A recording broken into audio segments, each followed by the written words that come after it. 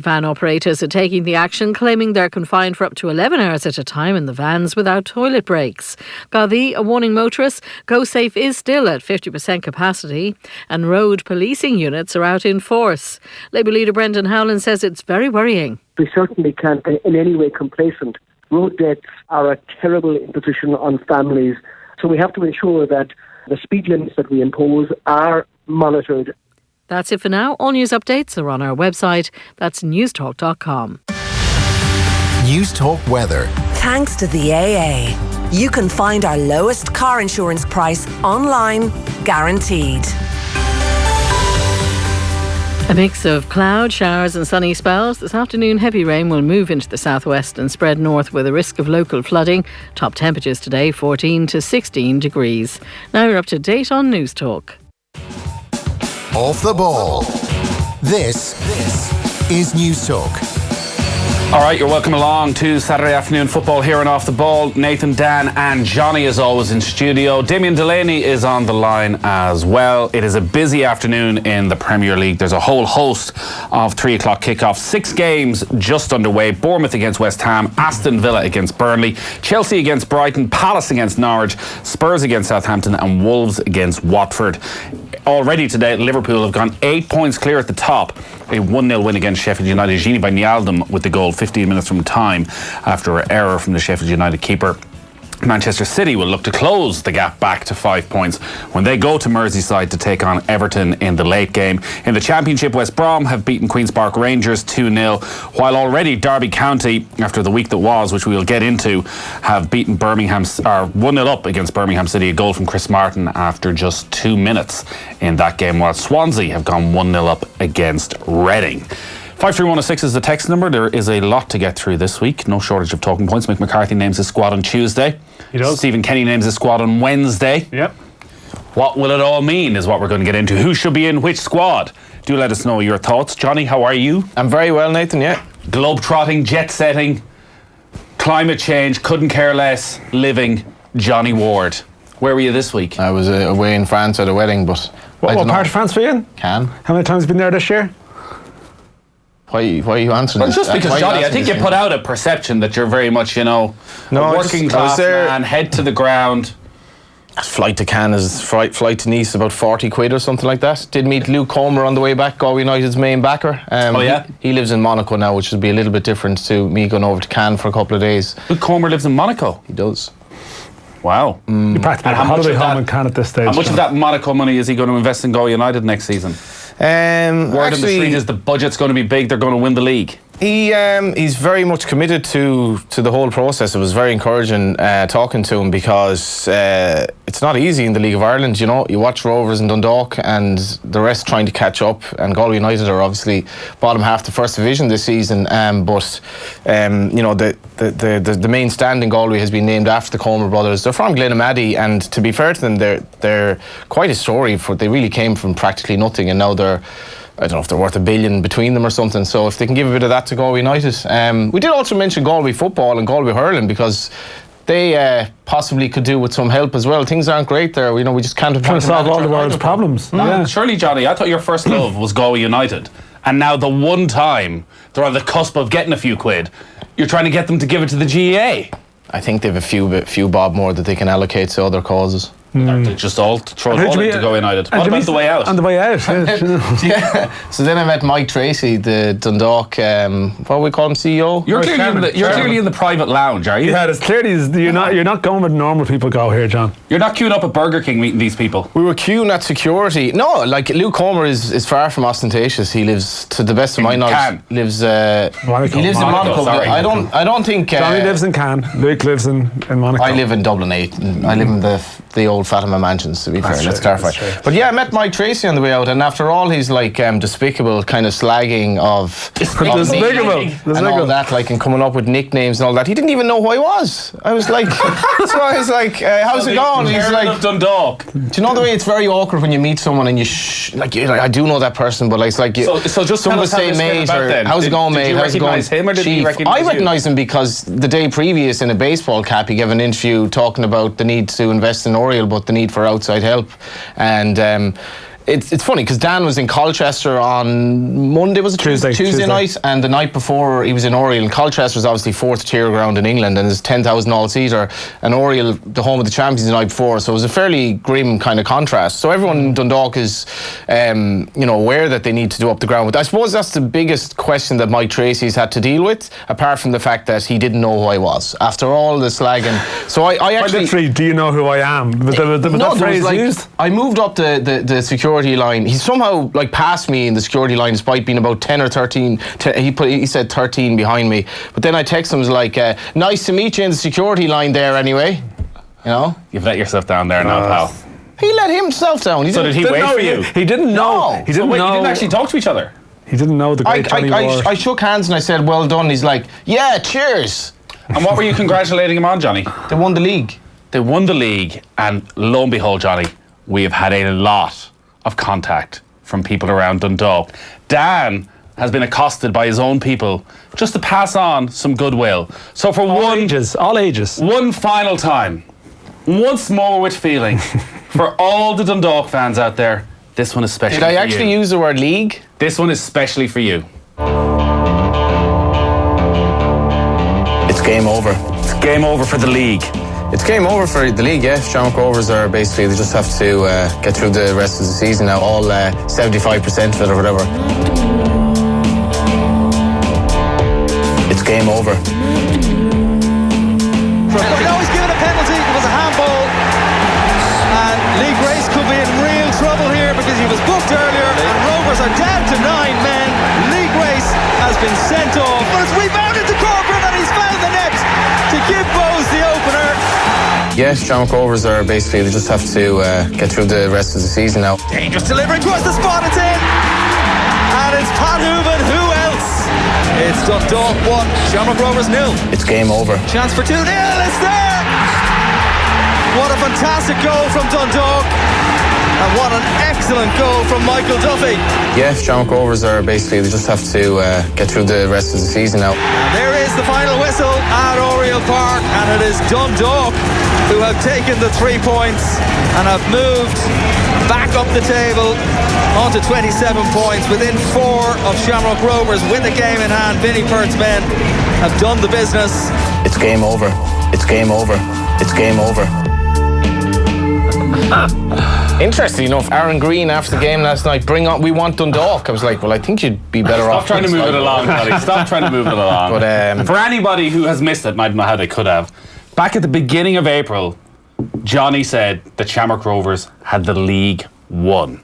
How has your Twitter feed been this week with Dundalk supporters? Well, I was the subject of a Simpsons meme, which was I was texting Joe Malloy last night. I said I was a Simpsons meme this week, and you were the subject of effectively an après match.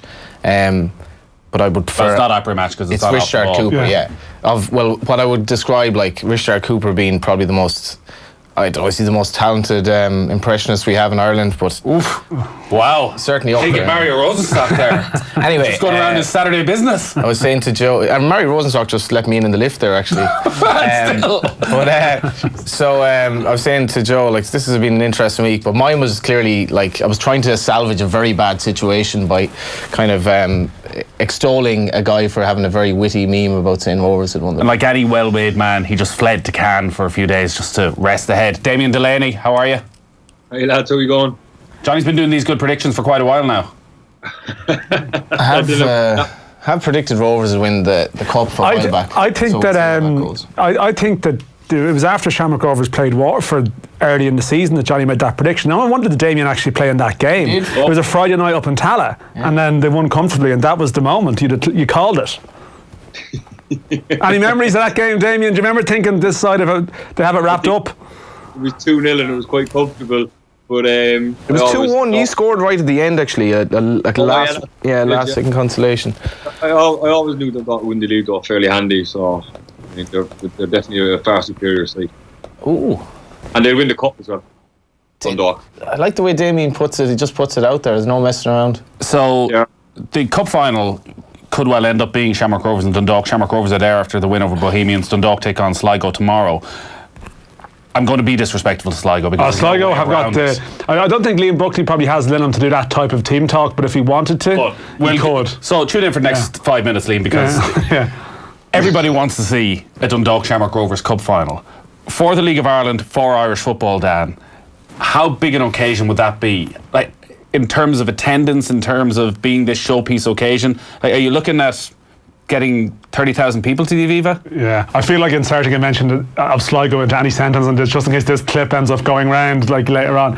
In case if they get past Sligo Rovers, which would be a challenge, it should be that occasion. Like, it should be a fantastic occasion. I think there was probably the first Dundalk Cork Cup final in 2015. I think there would have been a feeling this would be great. And actually, I don't think in terms of it was a good crowd and good occasion, but I'm not sure if there was a proper job done in it to really build it into what it should have been, and that would be a bugbear in mind with the cup final. Now, like, one-off attendances for games and stuff can be cosmetic, it doesn't necessarily say anything, but there would be a lot to advertise that particular game. The fact that Rovers are definitely improving, there is the Jack Bird element who will be involved, you would think, in the Ireland squad before then again.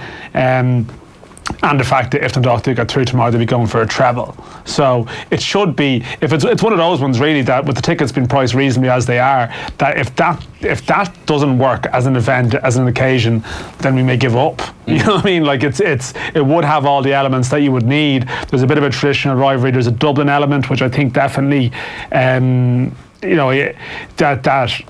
the biggest Aviva Stadium attendance was the Shamrock Rovers Sligo Rovers one in 2010, and that was the first one in the stadium. But there is that floating Rovers fan base around Dublin as well that can help, and it has been Dundalk Cork for a period of time, so you haven't had that Dublin presence in a cup final. So it should be on a footballing and an occasion and on a story level, it would be pretty good.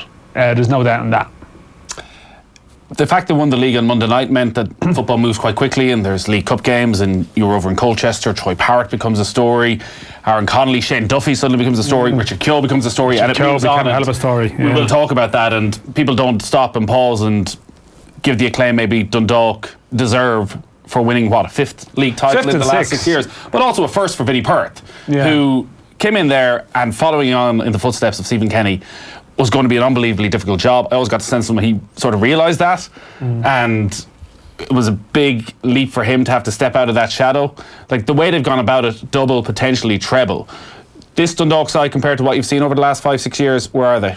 It's a tough one, because I think there is an element of that success being taken for granted, because they were favourites at the start of the season, as much as Rovers were expected to improve. Cork definitely regressed, having pushed them over a couple of years. They are on course for their most comfortable win of this era. Now, I do think there is a point to be made. I don't think the depth is there in the league really at all, but at the same time, would this Rovers team this year be better than the Cork team last year? I would say they probably are. I would think so. Damien may disagree, but I think definitely they probably will be. When the margin is greater. So their run since losing two games in April is 23 games, 21 wins and 2 draws, and the 2 games that they drew, they really should have won. 2 games against Derry where they were ahead going into injury time and 2 goals up in the other. So their record has been relentless. It's been complete dominance, and what I know that Vinnie Perth was dealing with the best squad. There's absolutely no doubt about that. He inherited a great job, but you do see a lot of managers who can find a way to mess that up. Like that. And you go in, you rock the boat, you decide, you do the Brian Clough style, throw your medals in the bin. I want to win it my way, and maybe wants to take some of the senior players out of it, wants to be very much, this is my team now. In fact, everything you hear is the dressing room in Dundalk is unbelievably good. Yeah, it pays a compliment to the dressing room too, that that players didn't seize the opportunity for someone to leave as a chance to put their feet up. Would there be a different level of respect or something because this all-powerful figure is gone? It's clearly not the case, and also the staff and Vinny and people that are there have managed to maintain that order and structure. There is no doubt that one of the big reasons that there's a gulf between the top teams, there's resources as well, but there's also how they're able to cope. They're way more able to cope with the fixture schedule than the poorer sides, and they've managed to keep the group happy, drop players, but not in such a way that it hasn't managed to cause disharmony. And that is a compliment to everyone. That is their greatest strength, is their consistency. Damien, your time in the League of Ireland over the last couple of years was obviously relatively short, but from what you've seen of Dundalk, how highly do you rate this current Dundalk squad? Yeah, look, I think they're far and away the best team in the country. They have the biggest budget, they have the biggest squad, but everything that Dan just said there is true. The squad, I would say, just needs pointing in the right direction. I'd say it would manage itself, you know. I mean, there seems to be some really, really good characters, some really, really good lads there, and I'd say it would nearly manage itself, if I'm being honest with you. So they're the best side in the country that I played against in my time in the League of Ireland, and I think they'll go on to win the cup final as well, you know, because they're so used to that dominance. They have that supreme confidence, and they have a big squad enough, like Dan said, a big enough squad to deal with the fixture schedule. Let's go to the Vitality Stadium. There's been a goal between Bournemouth and West Ham. Alan Lewis. Bournemouth 0, West Ham United 1, and West Ham have got the goal. Their start has deserved. Andrei Yarmolenko with it, picked the ball up inside the penalty area, did well to turn Nathan Aki, and then curled a left-footed shot into the corner of the net. Bournemouth 0, West Ham 1. And to White Hart Lane, Spurs against Southampton, Andrew Cheal. Tottenham 0, Southampton 0, but chances at both ends. First of all, a Ryan Bertrand free kick for Southampton, Yoshida heading it over the bar, and also a Ward-Prowse set-up, but Højbjerg with a first-time shot from 18 yards. It was a brilliant low save by Hugo Lloris at the expense of a corner. At the other end, one ball over the top, superbly picking out Son, denied by a brilliant last-ditch tackle by Bednarak, who's also headed a Harry Kane cross over his own bar at the expense of another corner. It's Spurs 0, Southampton 0. The thoughts of any Spurs fans listening in on their start to the season, beaten in Colchester on Tuesday night. 2 wins from their... Hold up. Here we go. Hold up. Here we go. I don't think this has happened when I've been here. Have you been here for any of these, John? No. I thought that this was a disappointing day for Irish sport. I think that music suggests otherwise. It's parking up. Where are we going to go to? We are going to go to Molyneux. Wolves against Watford. Who could it be? It's narrowed down the list of candidates. Alex Winter. It's Wolves 1, Watford 0. Matt Doherty with the goal. Excellent play down the left-hand side. Saw Pedro Neto slid into the left-hand side of the penalty area, and his cross across the face of goal was an easy tap in for Doherty to give Wolves the lead. They've been much the better side so far. Neto almost crossed for Jimenez to open the scoring at the far post following a quick counter-attack. Watford have made 4 changes this afternoon from the 8-0 demolition at Man City. Not in the game so far. Wolves 1, Watford 0. Doherty. How hard can it be? How hard can it actually be? It's like an infliction. I don't know. Alex there. Took the joy out of the moment there. Anyways, Matt Doherty has scored. You know what to do if you want to win yourself a prize. Good to see Matt Doherty back amongst the goals. Obviously been a What do they do, Johnny? The season. What do they do? They I can't remember how you actually vote. Are you okay? Grand. You haven't spoken in about 20 minutes. Matt, well, you were talking to Dan. But usually you're not so polite to just sit back. Well, you know, it's a different day, I suppose. Matt Doherty. Well, obviously we'll get to this, but like we've 3 of our back 4 missing in Georgia now, so yeah. The case for him playing that's in some shape or form. Because I just like that's how football is so ridiculous that. You know, our strongest line, the one we've relied on most, has been absolutely decimated in such a bizarre way. Recalling like Gubu from Charlie Haughey, like it was utterly bizarre how this has happened. And I was just thinking of this coming in, like, I mean, who's he going to play left back? And I presume it's going to be Coleman.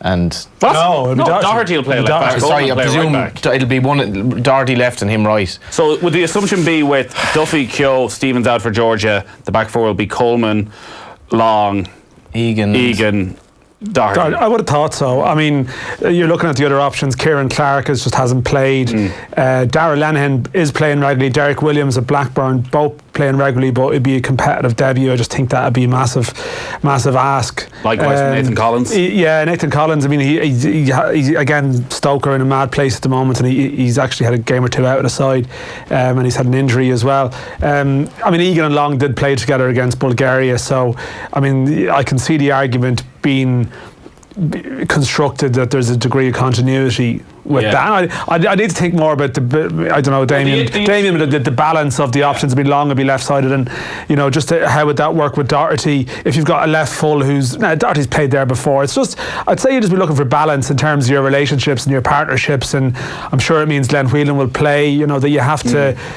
I think maybe I wonder would the back four make you the construction of the back four make you think even about your midfield setup as well, and if you're not that sure about what you've got, that partnership that you have there. Well, Damien, talk to us about that then, because this is not clearly an ideal scenario for Mick McCarthy for a number of various reasons.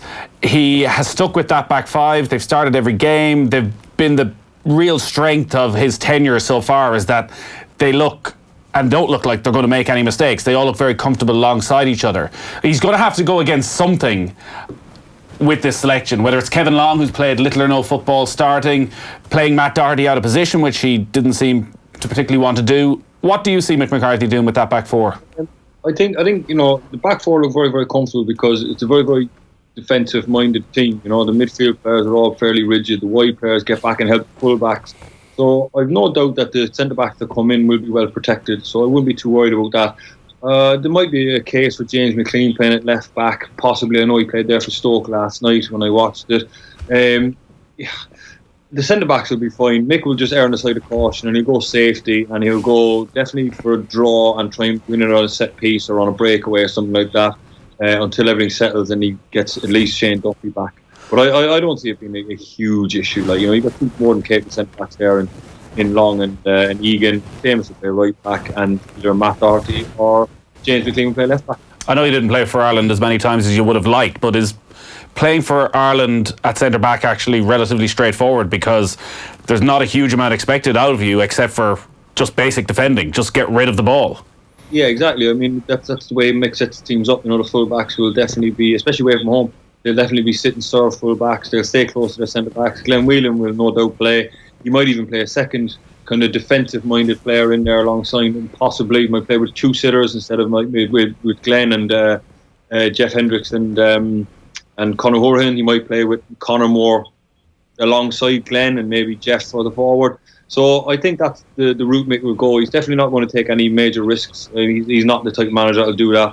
I don't think he's the type of manager that would be too happy playing a right-footed player at left back. That's why I kind of think that James would possibly play there. But I think the two centre backs will be very well protected. Would you have any concerns about Kevin Long being thrown in at centre back, considering he's played little or no football? He hasn't started a league game, hasn't played a minute of Premier League football for Burnley this season. Did play that one game in the League Cup before they were knocked out, but simply hasn't been involved aside from that friendly. Going into such two big games in the space of 4 days, like going from nothing to that, is that straightforward? I think it will be for Mick's teams, yeah, and Mick will be very aware of that, and he'll definitely keep Glenn Whelan, if not two players in front of him, to insulate him basically, so he's not being taken into areas where he's going to have to stretch his legs too often. He's not being taken into certain parts of the pitch where he has to make decisions. He's just going to be nice and protected, keep Seamus alongside him, probably ask him to defend just outside the 18-yard box, and there'll be no real threat for him. He'll just do what he does naturally, and that's win headers and clearances. There's been another goal at the Vitality Stadium. It's Bournemouth up against West Ham. Alan Lewis.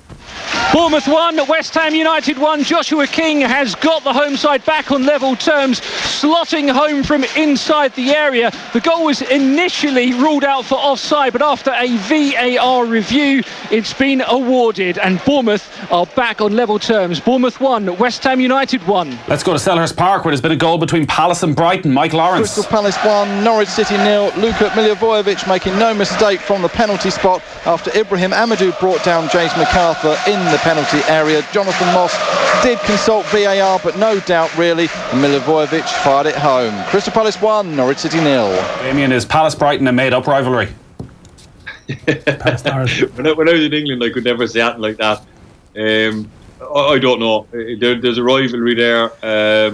Well, they're not even playing each other anyways. It was an abstract Palace against Norwich. I was just keeping on your toes, seeing where you checked in. Well, I got the train out to Brighton from London the other day, and you do go through the sort of the Palace area, don't you? You go through the Crystal Palace neck of the wood. Yeah. So I was like, okay, this makes it. I can see why, like some jives on the train at some stage. I mean, I can see how it could happen. 53106 is the text number if you want to get in touch. There's been a goal at Tottenham. Spurs up against Southampton, I hope.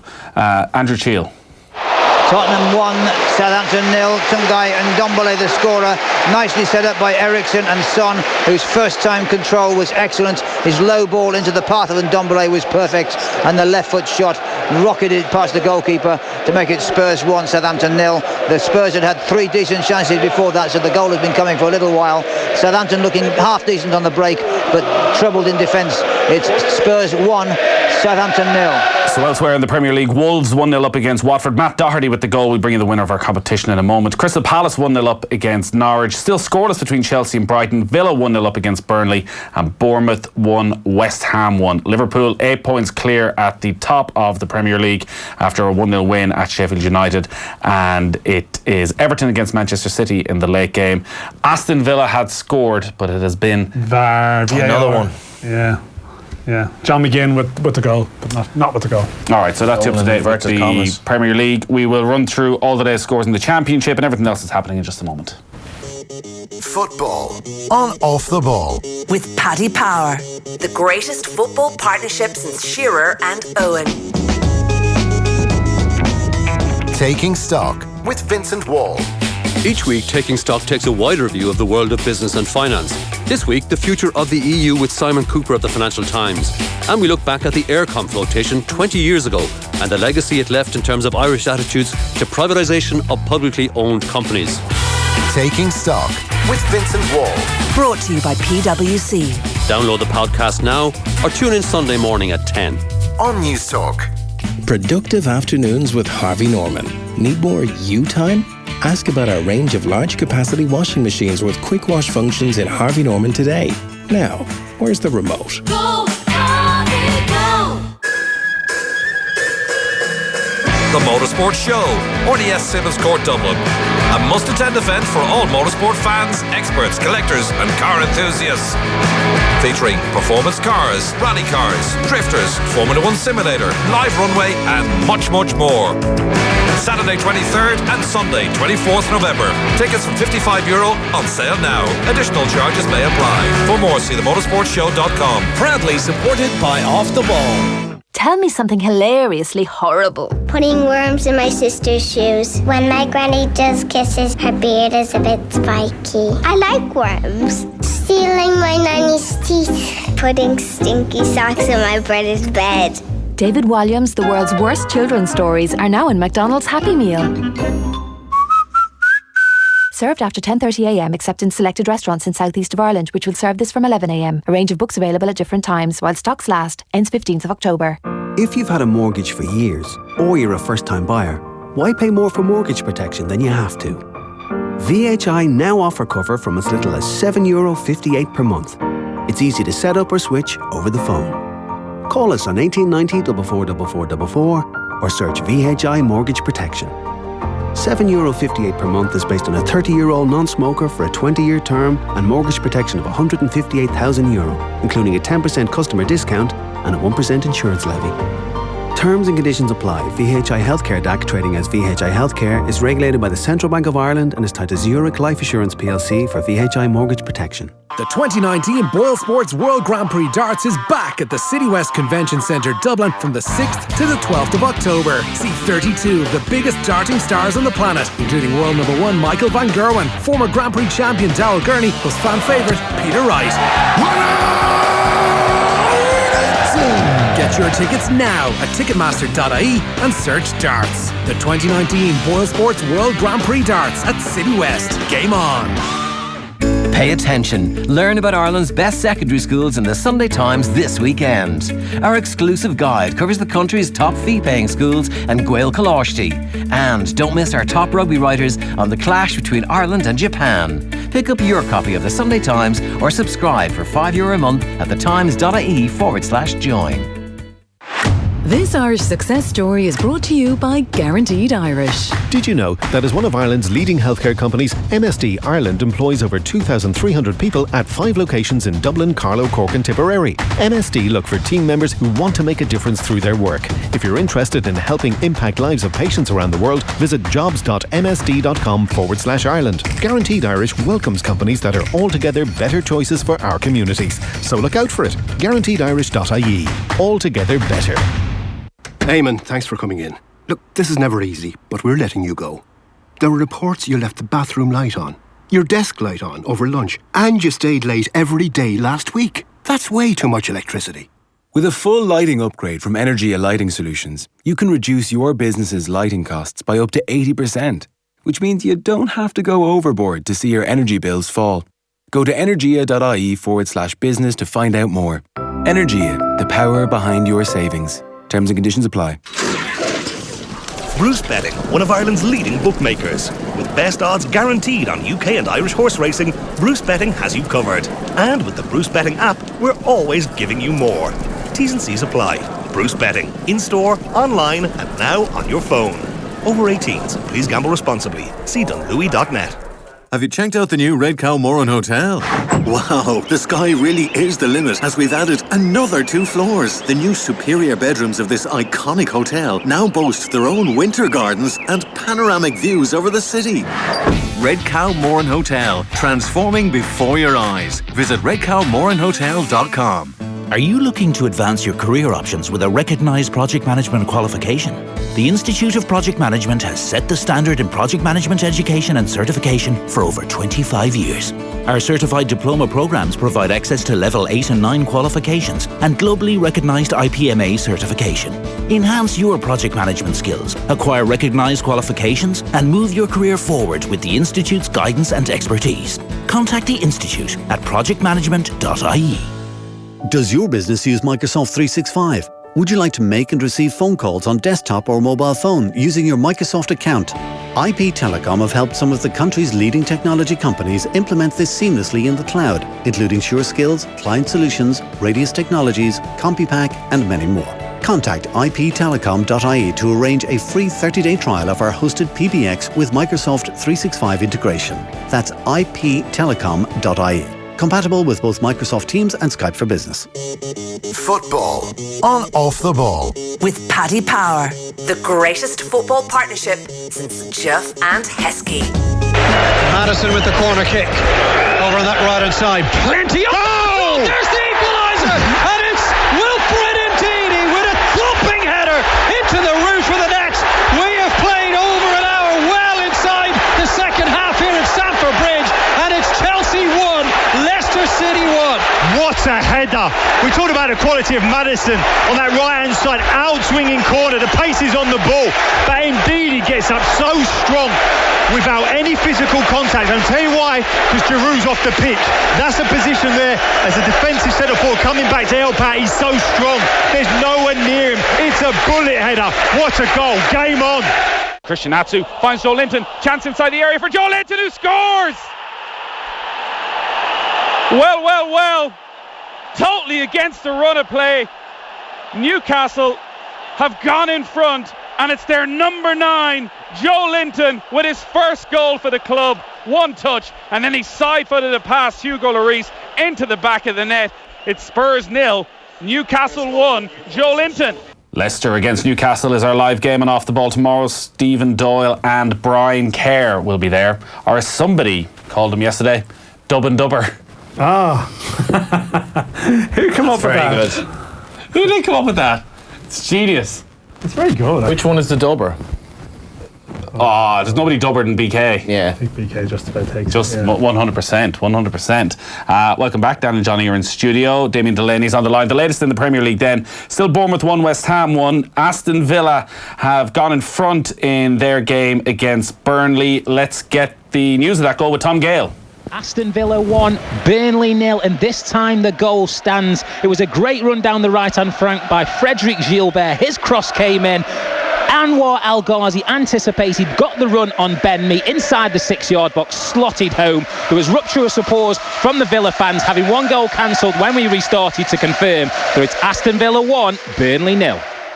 Still scoreless between Chelsea and Brighton. It's Crystal Palace 1, Norwich 0. Spurs 1-0 up against Southampton, but they're down to 10 men, Tottenham. Serge Aurier sent off after half an hour of that game for a second bookable offence. And Matt Doherty has given Wolves a 1-0 lead against Watford. Everton City, the late game. Liverpool 8 points clear at the top after a 1-0 win at Sheffield United. In the Championship, West Brom were 2-0 winners at Queen's Park Rangers earlier, but the standout score is that Sheffield Wednesday have gone 4-1 up away against Middlesbrough, and there's only 34 minutes gone in that game. Yeah, not looking great for the old Woodgate, Robbie Keane team at the moment. I think they'd have 9 points. I think they have 9 points at the moment. So the championship is very congested this year. There's no real pattern to it.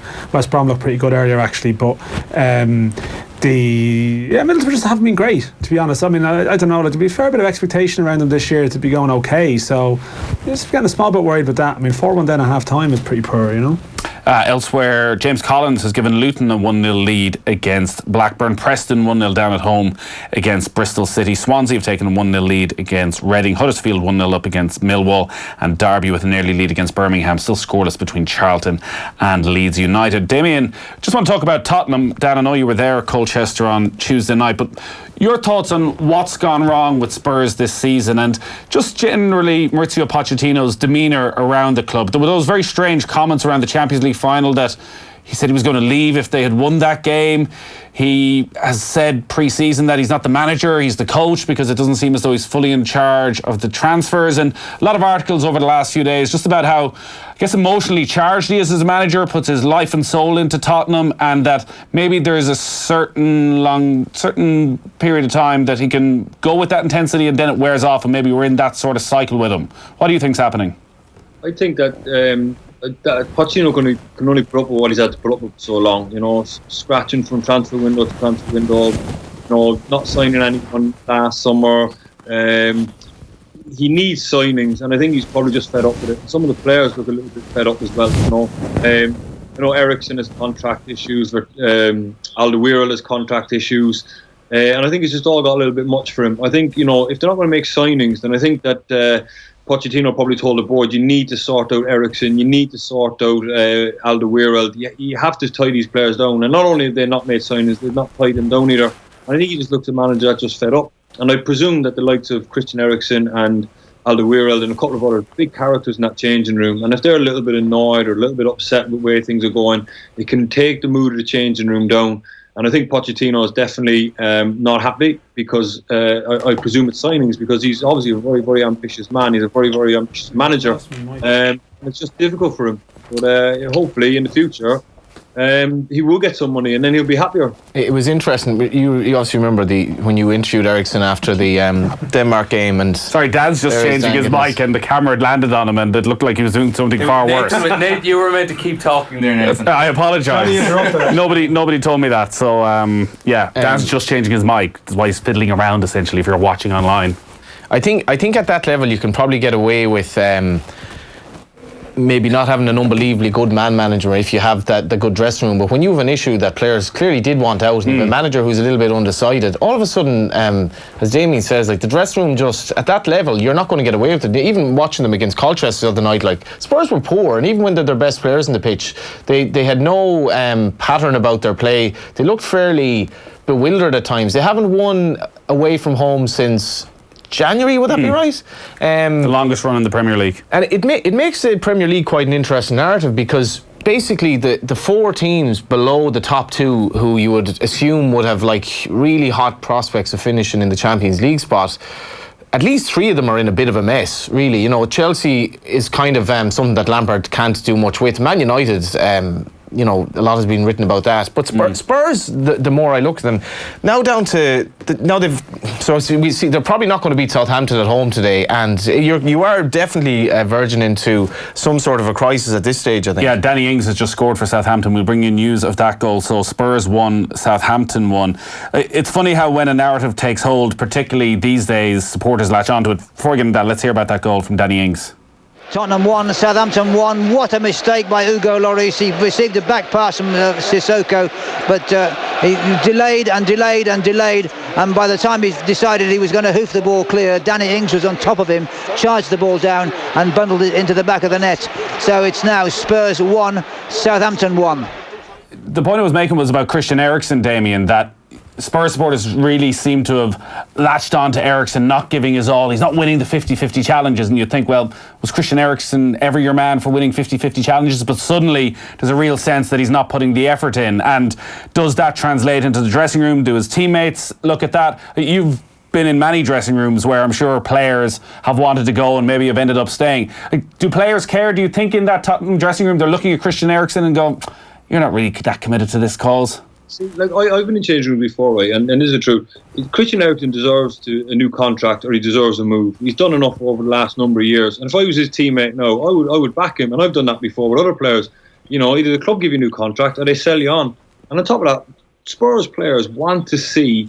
They genuinely do want to see new signings and big name signings, because otherwise it becomes all a little bit monotonous and a little bit boring, and the same voices, the same faces every day. They need big signings. So all these top players like Christian Eriksen think, right, we're now going to go and try and win the Premier League. We're now going to go and try and be regular in the last four of the Champions League. But I mean, that's from a club point of view. From a contract point of view, he deserves to be paid the going rate, and Spurs aren't a team that will pay the top money. Now, if you're working in a job and you're offered double your wages at another team, and you've done the work and you proved your worth, and then you go to Spurs and you say, I don't want to go, I want to stay here, but you need to pay me. And if Spurs says, no, we're not paying you, well then, of course, there's going to be a psychological little drop-off, a little 1 or 2%.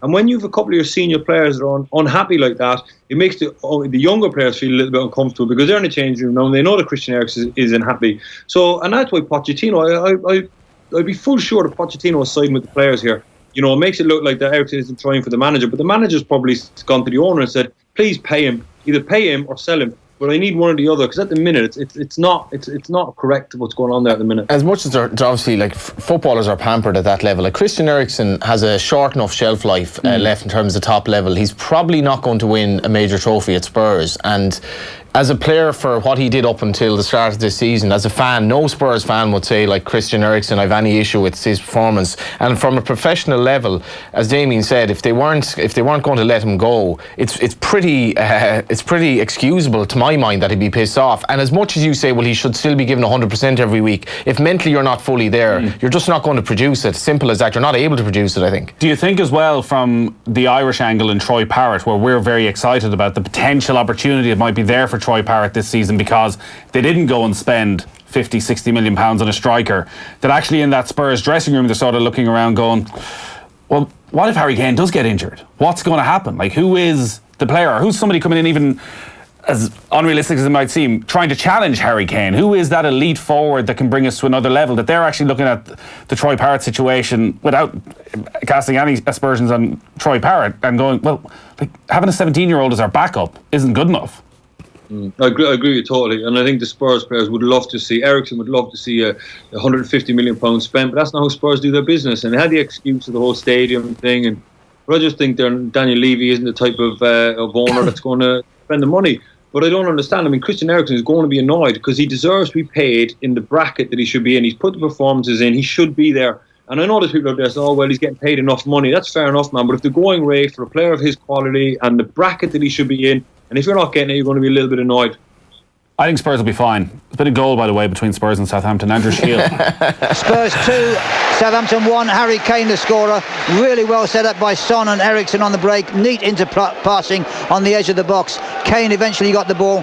One touch to control it, one touch to bury it in the bottom corner. It's Spurs 2, Southampton 1. So we waited and we waited and we waited for the Troy Parrott experience. You went along to see it firsthand, all the way to Colchester, Dan. Hello, Dan, on this, like, you know, you're the only Irish journalist who made the trip. Was it? There's one other based in England there, yeah. Yeah, but you're based in Ireland. You saw an opportunity and you're like, I'll go over to Colchester. I wouldn't. Lord me when I go over every week. Yeah. You saw an opportunity. You went over to Colchester, and Parrott's playing, and unfortunately he didn't score, but he wasn't far off. Well done, Dan. Yeah, cheers. Yeah, I mean, football correspondent for the Irish Independent. Yeah, goes to watch Irish player play football match. Thanks. It's like a postman delivering letters. Back in the day, I think, did the Irish Independent have like 5 or 6 racing writers back in the day? Journalism has changed. You do have to work a lot harder now. And in fairness to Dan, he took the initiative, and I really did think Parrott would score, and just to crown it off, and you could say I was there. But he wasn't far off. It was good to go to the game. Johnny's got a bit overboard there, but no, but you did make the trek to Colchester to watch Troy Parrott, and you were rewarded because Troy Parrott started. How do you get to Colchester, actually? I flew to London Southend, and then I got a train from there to Colchester. What's that, Damien? Train to Liverpool Street to Colchester. Yeah, there's the Liverpool Street on the way back. Yes, where is Colchester? It's Essex. Yeah, near Ipswich, is it? Do you live in Colchester? I didn't know. I lived in Ipswich, but I know that route well. Yeah. Well traveled. Is Colchester a nice place, Damien? Big army town, I think, from what I remember. Big time, yeah. That's what people were saying to me, that at the weekend I think there's a big military barracks or something, I think, around the place. So I think at the weekend, you get advised not to go to Colchester. Yeah, I think that was it. The hotel I was staying in, I went back after, and there was like this real boisterous group of lads in the bar, and it turned out one of them was getting married on the Wednesday. It was a Colchester fan. Won't be boisterous after that. They got unbelievably lucky that, first of all, they thought the game was going to be on the Wednesday, which would have been an absolute disaster because they'd booked the wedding. But then it was Tuesday night, and that was their night before the wedding, family drinks, to see like a famous win for Colchester against Spurs. They're buzzing. But how did Troy Parrott play that? He did okay. Like, I mean, the thing is, I mean, you want to debate his what it might mean for his Irish career or something. I mean, he'll never play in a game like that for Ireland, only against Gibraltar or someone like that, in the sense that like Colchester were really solid and compact, and Spurs were just trying to play through them, and they couldn't. And they were actually, the broader point about Spurs, they were just so lethargic generally, and there's clearly something not quite right there. But in terms of Parrott himself, he was playing as that central striker, sort of in the Kane role. He got a bit frustrated because he was getting, trying to drop deep and getting the ball a lot because they weren't getting any space or any change out of Colchester in the final third at all. So he had some nice touches, some good link play. He played for an hour. They looked like someone who was out of his depth or something. I mean, absolutely not. Didn't expect him to. Did he take it by storm? No, he didn't. He made one great movement after half time. Eric Dyer put a ball into the area and he anticipated it, and that was his one chance. And I probably tell he's a bit frustrated coming off that. I'm sure he probably had a different vision in mind, but you kind of think he would have scored after the 21s. Kind of, it was one of those chances that for the game against Armenia he missed 2 or 3 chances. No, I don't think you could make that conclusion, I don't think, but it probably does show that, like, I think that Troy is going to be a fantastic player, there's no doubt, but he takes a bit of work to just figure out where his future lies. I mean, with Ireland, for example, the 21s, he actually plays as like a more of a number 10 player behind a number 9, be it an Adam Ida or an Afolabi as it was in Sweden. The way Spurs played, they probably want him to be a bit more advanced central striker, and that's why, like, I'm not necessarily a mad fan of just pitching him into the Ireland squad just like that, because I think there's actually a bit of work to do to find out where he slots in. I saw Aaron Connolly on Wednesday. To me, Aaron Connolly's the one to put in now. I think with Troy, I think there probably is the need to be a bit patient, and I mean, asking Pochettino after, he said 1 year, 2 years. I do think his answer on Parrott is very much like, well, I mean, there is an element of what you said there. Well, I have to play these kids because transfer windows haven't gone well, etc., etc.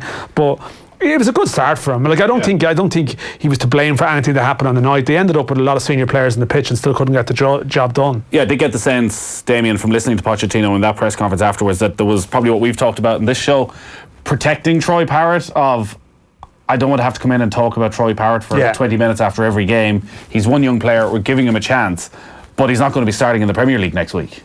Is that the right way? He said that after it's going to be 2 years, and I think it's just expectation, because we have a player at a top 4 team that we'd love him to be playing, but I think he's quite a while away from. I saw a bit of the game and some highlights on against Colchester, and I think he needs probably to go out on loan at some point. But Pochettino's going to keep him in the system, training with the 23s, training with the first team for a year or two, then probably get him out on loan. As Harry Kane did, I remember playing Harry Kane when he was at Millwall and stuff in a game. So he'll need to go out and loan and play some games. He's a while away yet from being anywhere near the finished product, And did you know when you were playing against Harry Kane when he was at Millwall that this guy was going to be the real deal? I wouldn't have said that he's going to be as good as what he is now, but I always knew that he had a really good work ethic, and he trains extremely hard, and he's a very, very good professional. So that's kind of what got Harry Kane to where he is. But I mean, he was a good player when he was at Millwall, but I never would have predicted he would have been as good as what he is now. And he has scored for Spurs to give them a 2-1 lead against Southampton. It's Palace 1, Norwich 0, Chelsea 0, Brighton 0, Villa 1, Burnley 0. It's 1-0 between Bournemouth and West Ham, and Wolves are 1-0 up against Watford. Half-time whistles just starting to go. We'll go round to those in a moment. Text in from John in Dublin. Talk of Spurs crisis is exaggerated. There's a huge Manchester United media bias, and every opportunity to discredit Spurs is seized upon in the hope that destabilising Pochettino will result in him pitching up at Old Trafford to save the day. Usurp their noisy neighbours and the lads up the road and return them to greatness. That's like conspiracy theories. I don't think any of us really care. To be honest. I certainly don't. But I never suspected this, Johnny, but this is some sort of plan you've been putting in place. There's an agenda. There's an agenda somewhere. There's actually a dossier of stuff.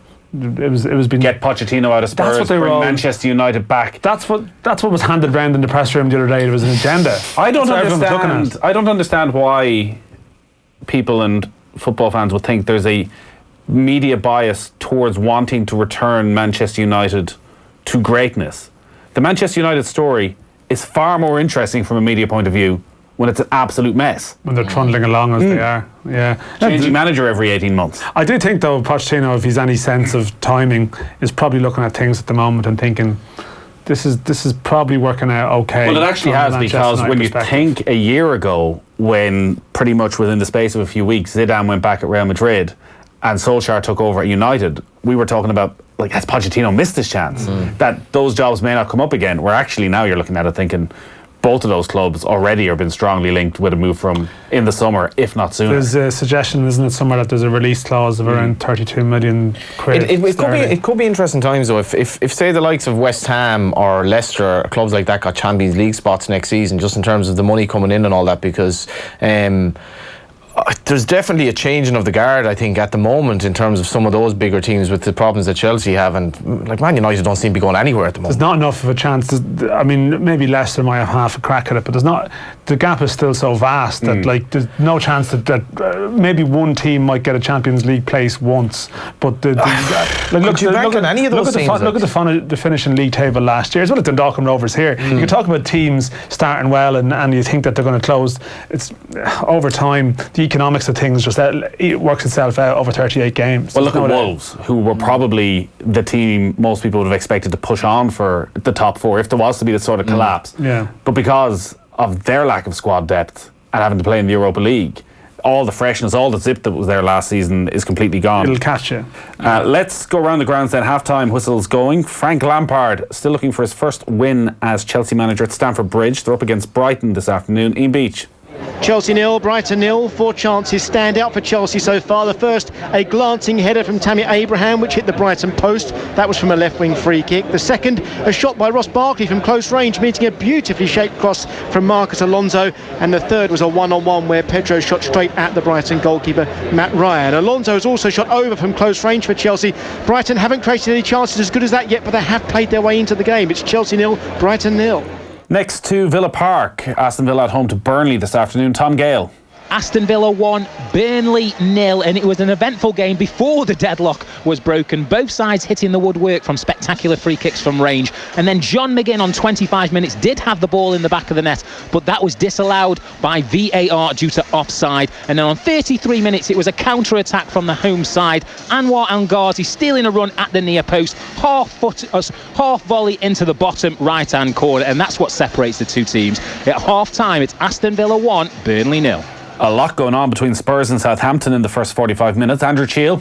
Tottenham 2, Southampton 1. Spurs ahead through and Dembele's left footer from 15 yards, well set up by Son. They then had fullback Aurier sent off for a second yellow card. Hugo Lloris blundered to allow Danny Ings to level, and then Eriksen and Son interplayed very nicely to set up Harry Kane for a rifled shot into the bottom corner. Spurs looking dangerous up front, fragile at the back. Southampton far from out of it, especially against 10 men. Spurs 2, Southampton 1. Next up to Selhurst Park, Crystal Palace against Norwich. Watching this one is Mike Lawrence. Crystal Palace 1, Norwich City 0. The home side had made a bright start with Wilfried Zaha and Jordan Ayew going close early on, but the deadlock was broken from the penalty spot on 21 minutes. Ibrahim Amadou fouled James McArthur in the box, quickly confirmed by VAR, and Luka Milivojevic fired home. Norwich's injury woes continue. Goalkeeper Ralph Farman was making his Premier League debut in for the Croc Tim Krul, but he left the field soon after the penalty, so Michael McGovern has the chance for his debut for the remainder of the game. Crystal Palace 1, Norwich City 0. Bournemouth against West Ham, Alan Lewis. Bournemouth 1, West Ham 1. Andrei Yarmolenko's neat turn and finish giving West Ham a deserved lead after 10 minutes. Joshua King fired home the equaliser from Nathan Ake's knockdown. The goal initially ruled out for offside, but that was overturned following a VAR review. West Ham with the better of the chances since then. Aaron Cresswell fired a free kick over the bar. Mark Noble's shot into the side netting, and Ramsdale did well to deny Felipe Anderson. The Hammers have lost goalkeeper Lucas Fabianski to injury. He's been replaced by the Spaniard Roberto. Half-time, Bournemouth 1, West Ham 1. And finally, to a meeting of the bottom two in the Premier League. That's Wolves and Watford. Alex Winter.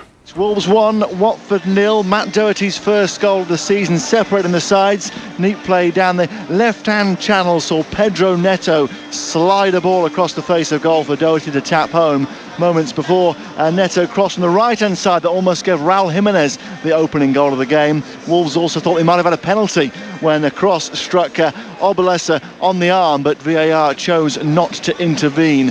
Watford began the day bottom of the table and have played like it, really short of confidence. Danny Welbeck trying to get into the game, but the closest he's come was a shot at the near post that was well blocked. Half-time, Wolves 1, Watford 0. Well done to Gavin Lyons, who was the lucky winner of our Irish goal scorer competition. Oh, nice one. First winner, because who knows, Matt Doherty might go on a bit of a roll, or Aaron Connolly might come off the bench and finally get that goal he hopefully he does. Richly deserves. Yeah, hopefully he does. Well, the fact he was taken off during the week means you would think they were trying to keep him fresh. So well done to Gavin Lyons, who was first to text in. Keep an ear out for the music between now and 5 o'clock. Our football coverage brought to you with thanks to Paddy Power. For more information on responsible gambling, visit dunlewy.net. 53106 is the text number if you want to get in touch. Back in a moment. News Talk, supporting the Irish rugby team in Japan. With thanks to Euronext Dublin, the new home of the Irish Stock Exchange, supporting Irish business for over 200 years.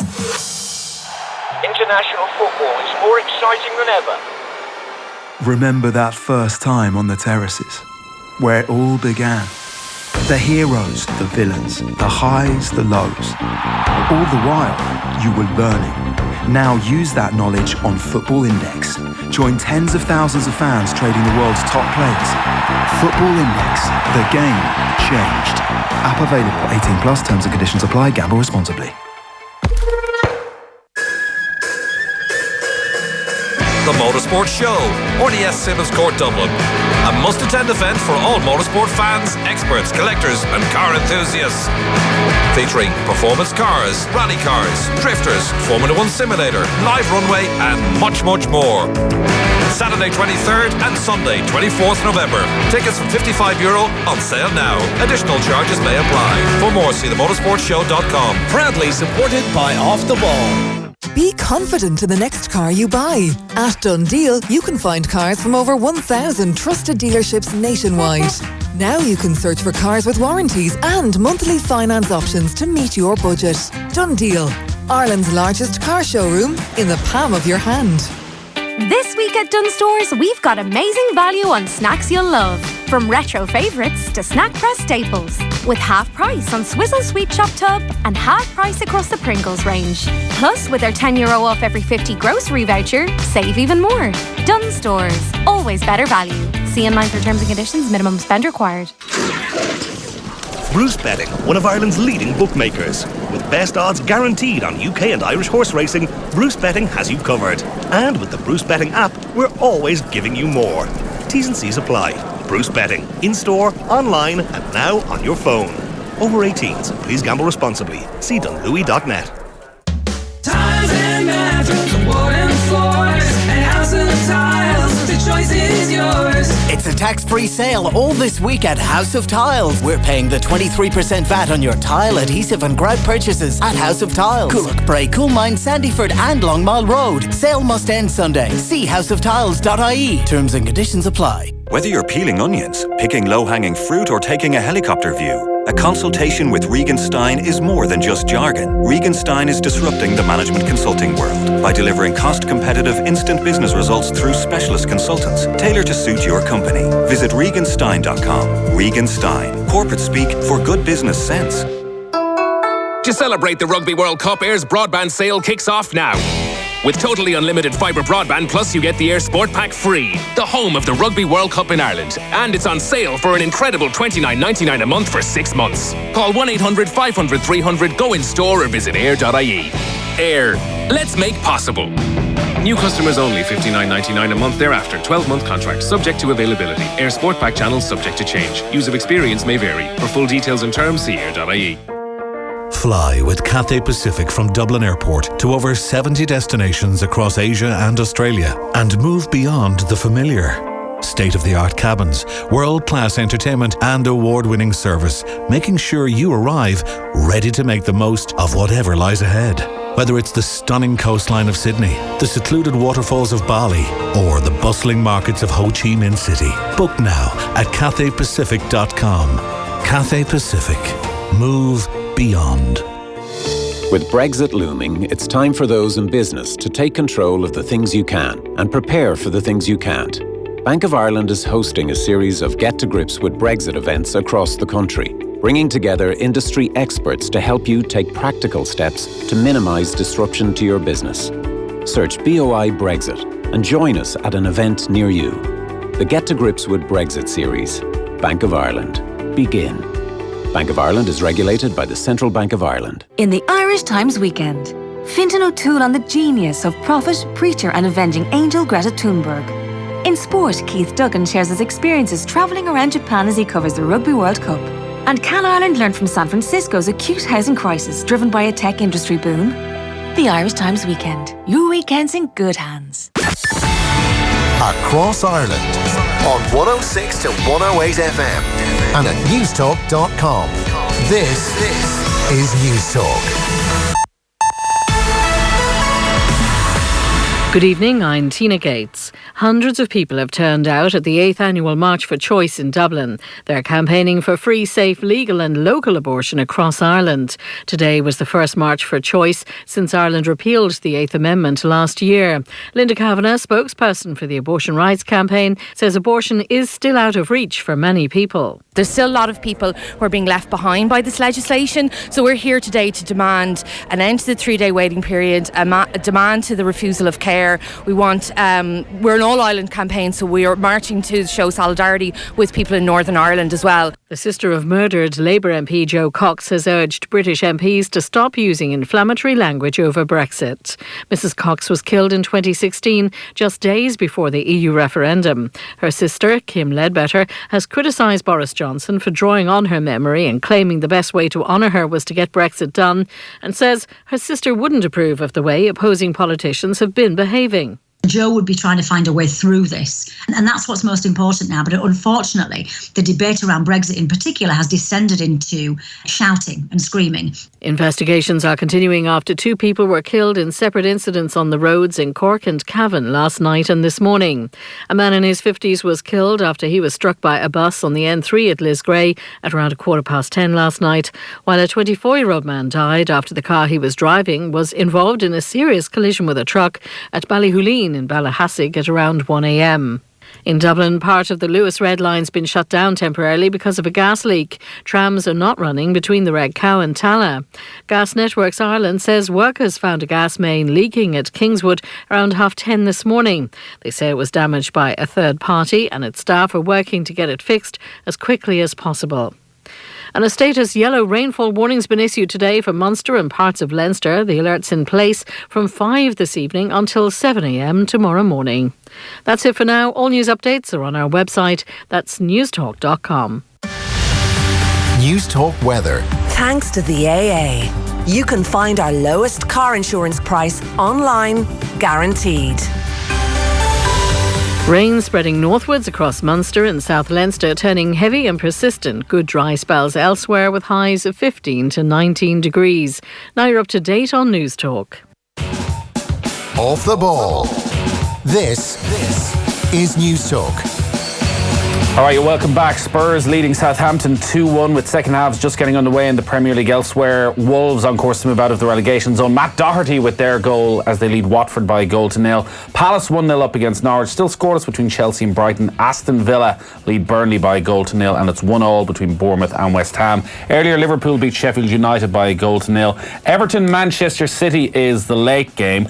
I want to talk about Everton and their struggles this season, because depending on how things go, they could find themselves in the relegation zone by the time they kick off against Manchester City at 5:30. The former Everton midfielder Leon Osman was on with myself and Kev on Thursday night's show. Here's what he had to say about the idea that Seamus Coleman could be replaced in the starting 11 by new signing Jibril Sidibe. Seamus Coleman was given the captaincy at the start of the season. Now, how much you read into that, considering Phil Jagielka had been the club captain for previous seasons and was in and out of the side, but it feels as though that these are a big few weeks for Coleman, because Jibril Sidibe came in the League Cup. He's looks as though he's sort of hitting some sort of fitness where he's a real live option for Marco Silva. How much pressure do you think is Coleman under right now?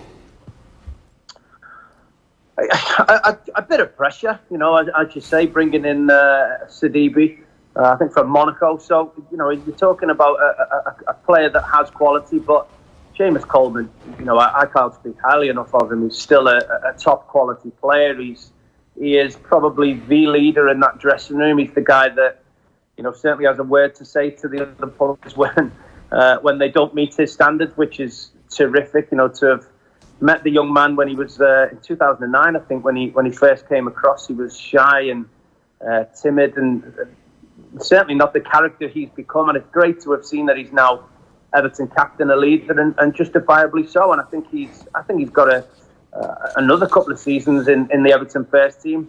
Certainly as captain, he'd probably be managed a little bit better now. He's getting a bit older, but he'd certainly be my first choice fullback. Let's check in at Goodison Park ahead of Everton against Manchester City. Ian Brown is there reporting. Liverpool's relentless Premier League form means Manchester City will kick off here 8 points behind Jurgen Klopp's team, and even at this early stage they won't want any more slip-ups after losing their previous away league game at Norwich. Watford, of course, felt the full backlash of that, conceding 8. Everton have produced very little early evidence that a top 6 challenge is possible. Successive defeats against Bournemouth and Sheffield United have unnerved the home supporters. They did win in the League Cup in the week, but what they really need is a rousing display against the champions. We will get you the team news as soon as it's available from Goodison Park, and we'll talk a bit in a moment about what has been going wrong at Everton. But there's been another goal between Bournemouth and West Ham. Alan Lewis.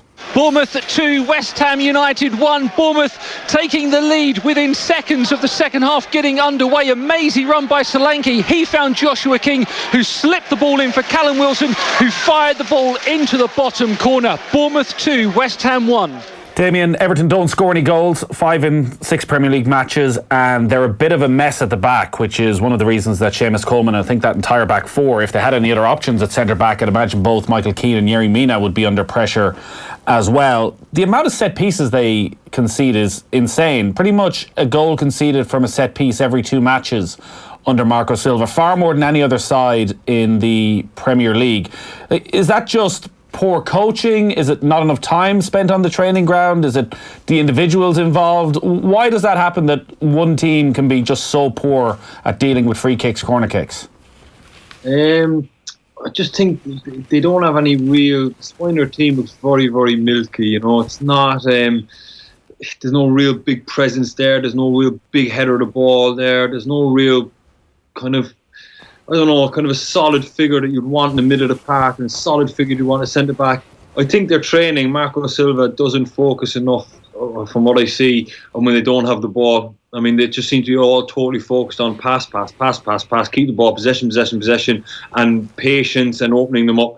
And then when they don't open teams up, they just don't seem to think about the other side of the game at all. And I think you're right there. I think if they had options, they'd probably change that whole back four, What I don't understand, and I've been at a couple of Everton games already this season, and obviously you're always keeping a very close eye on Seamus Coleman, and you can get into whether or not he's lost a yard of pace, but one thing he's definitely doing is bombing forward all the time. You'd have to assume under instruction.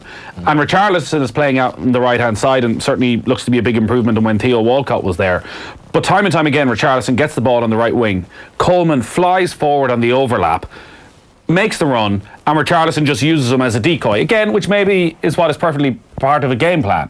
but then Everton lose the ball, and Seamus Coleman is literally on the opposition end line. And it's interesting watching him now. He doesn't sprint back at full speed because he's never going to get there anyways. So there's no point killing himself. But you just go on. When you get older, it's easier running forward. The bus back seem an awful long way. But you know, when Richarlison does go inside, and if he wants to use him as a decoy, he said that's perfectly acceptable.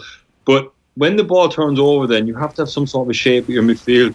You have to have your centre backs have to be in a better position, because as soon as they turn the ball over, it's almost a case of, oh, this is a lot like hard work now. Do we really have to run and get this, try and win this back? Do we really have to tackle? Can you not just give back to us, please, so we can put our nice little passing patterns into play again? And that's how it looks for me at Everton.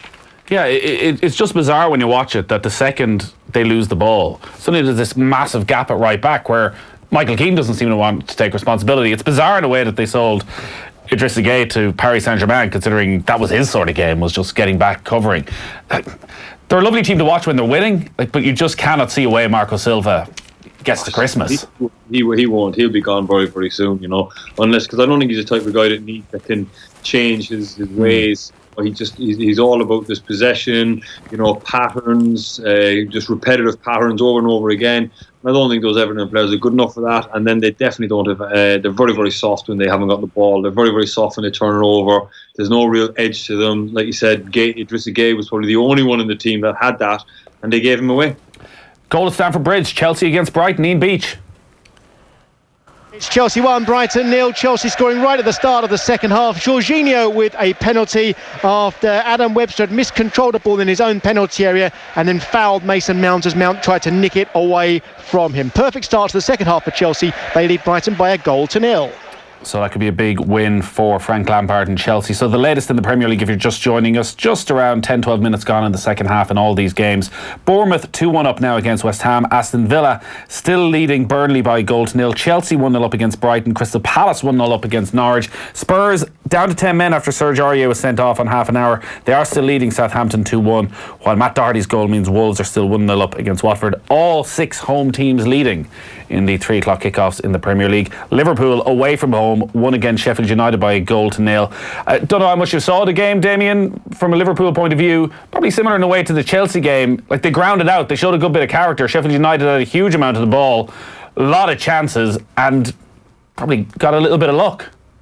I think Liverpool are starting to look a little bit leggy as well. Maybe they exploited last year, not bringing in any major signings over the summer to kind of, reinvigorate the squad. They just seem to be doing enough to get through. Maybe that's because they had a lot of players away in international duty. They haven't started the season well, but the positive is they're winning games and they can grind out victories.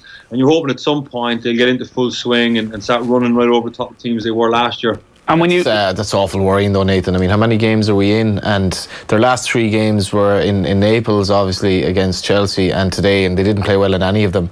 Against Chelsea, they were fairly fortunate to win the game, and I didn't see the game today, but by all accounts, they didn't play well. And if those players who didn't get a break in the off season, and you go back to Salah was very poor, I thought, in Stamford Bridge, particularly second half.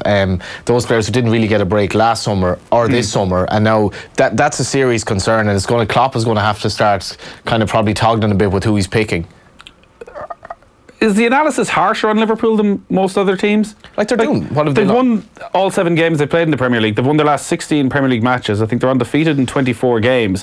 When you talk about them being leggy, Damien, is that something, as Johnny says, he needs to rotate the squad a little bit more and bring it, just literally let them get a bit fresher, or can you just play your way through that suddenly something will click and everything feels fine?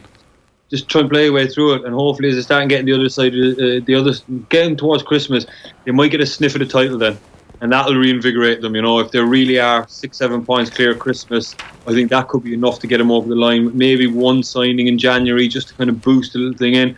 But at the minute, I mean, I'm not being at all critical of Liverpool here, saying that they should just show up and play the same way they played last year. It's impossible.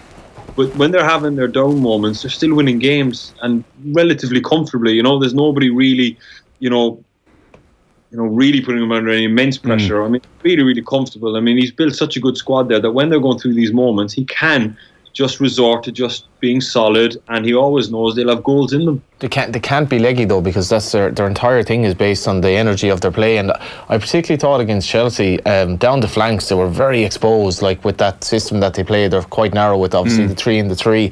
And Salah and Mane, still look at them and you're like, is that kind of harmony there, or that kind of broken forever?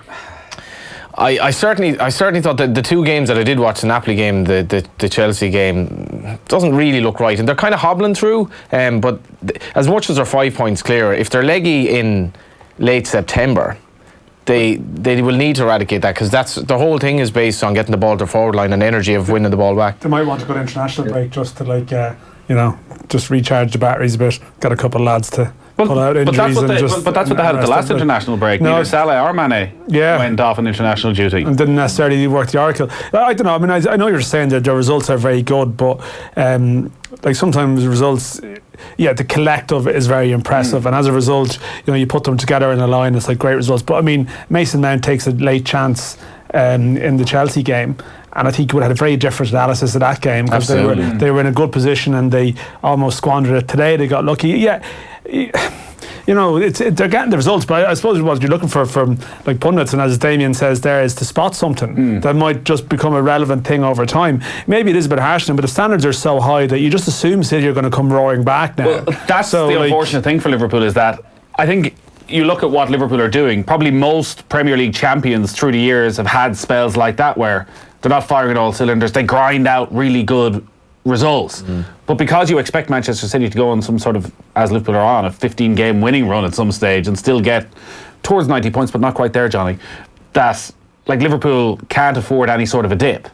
Yeah, it's all, like the most positive thing is that City lost to Norwich, because that was just a complete fluke that you don't expect that, and to be 5 points clear gives them a little bit of a cushion.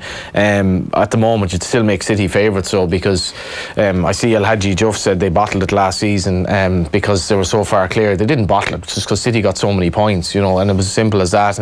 And I believe you disagree with El Hadji Juff's analysis. El Hadji Juff has got involved in the show. I mean, it's great because as it says in the Examiner here, it says Juff, who scored 6 goals in 80 appearances for the Merseyside. Johnny and El Hadji Juff would get on well on a night out, wouldn't they? That'd be a great clash of characters. Where would we go?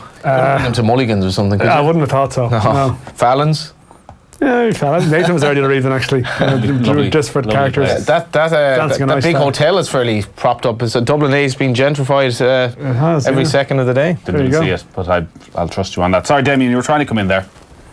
No, I was just saying I wouldn't pay much attention to what El Hadji just said. Absolutely.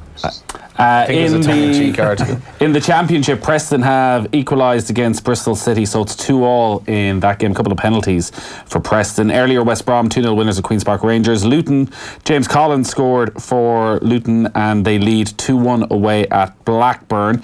Elsewhere, Charlton have taken a 1-0 lead against Leeds United. 2-2 between Derby and Birmingham. Derby were 2-0 up in that game. Huddersfield 1, Millwall 1. It's also 1-1 between Hull and Cardiff. And Middlesbrough still 4-1 down at home against Sheffield Wednesday, and Swansea lead Reading by 1-0. So let's talk about what happened at Derby earlier in the week, and in particular I guess with Richard Keogh. We should bear in mind that the 2 players have been charged, they haven't been found guilty of anything. I know there's all sorts of rumours and various different things going around online that we can't get into. But I guess there's 2 angles on this, Damien. Richard Keogh, his Ireland career, like what Mick McCarthy is thinking when he hears about this, having built such a solid foundation, but what it means for Richard Keogh's career and how he let himself end up in this sort of a position. What was your read on it? I was devastated for him because he's such a good lad, he's such an honest character, he works hard. I mean, you look at his playing record over the last 4 or 5 years, I think the guy's averaged something like 50 games a season. I mean, he just doesn't miss football. So for this to happen to him at this stage of his career, after coming so close to getting into the Premier League with Derby, this could possibly have been their year.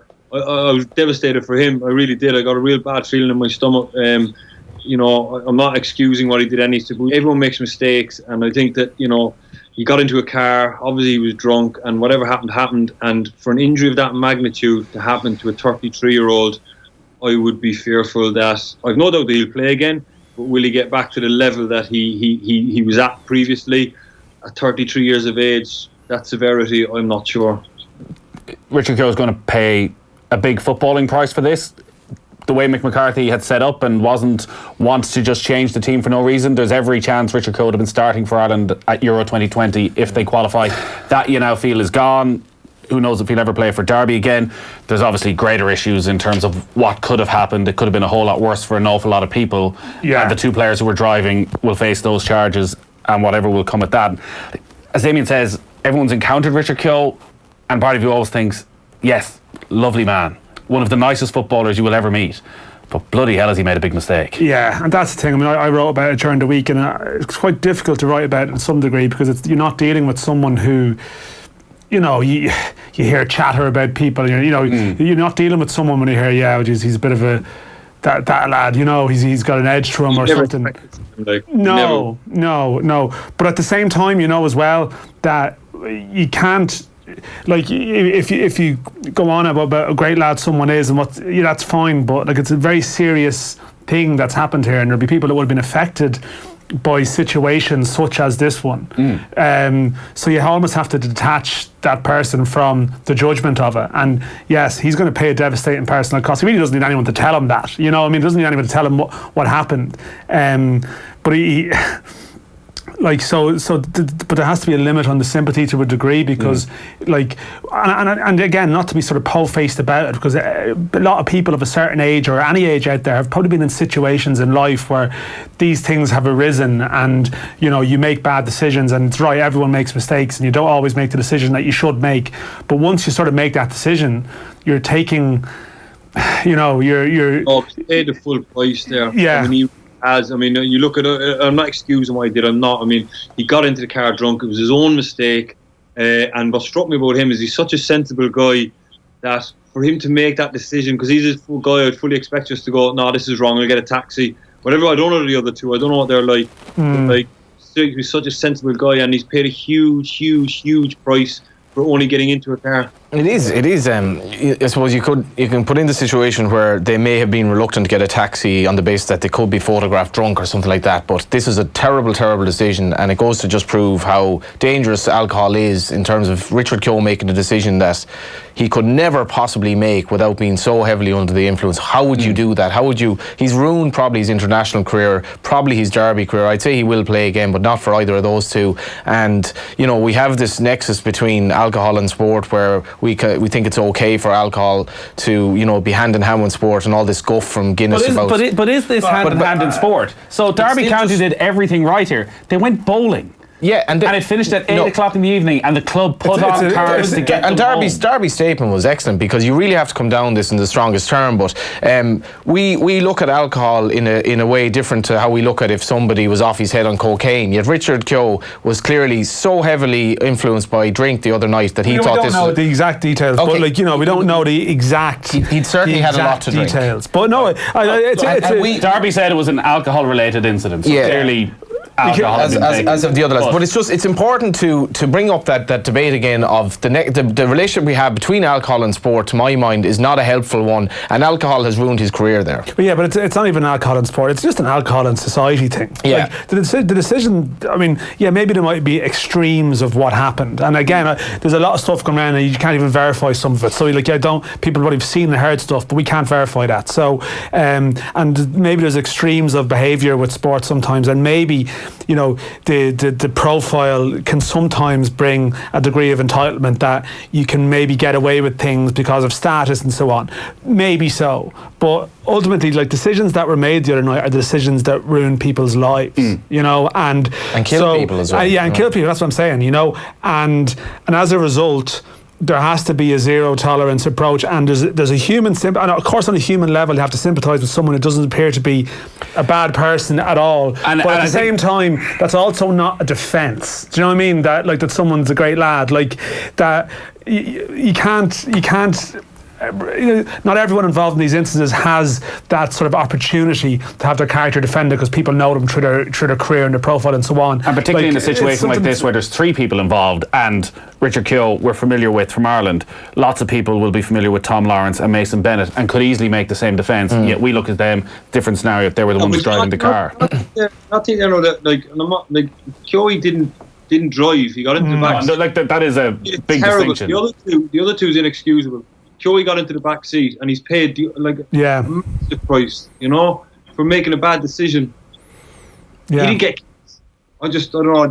I'm not defending him. I'm defending what happened. It's tough on him, No, it's really difficult. I mean, I guess what you're thinking, Damien, and again, like, no one's here can judge because we've all made decisions at times. But as a 33-year-old senior player, like, he should be taking the keys off the lads. Yeah, you know what I mean? Like, that's what you're looking for. So it's such a shocking sort of abdication of the responsibility you would expect. And that's I know, and he is paying the price. So he's paying the price, and by all accounts, he's in dreadful form since because he's realised what he's done. But he would have been in far more dreadful form if somebody in the back of a car and they'd ran somebody over. Absolutely, which could easily have happened. I think exactly losing the Euros is like it's awful, but there's so much more could have happened to people. Yeah. I think that the culture is changing in football, even at League of Ireland level. The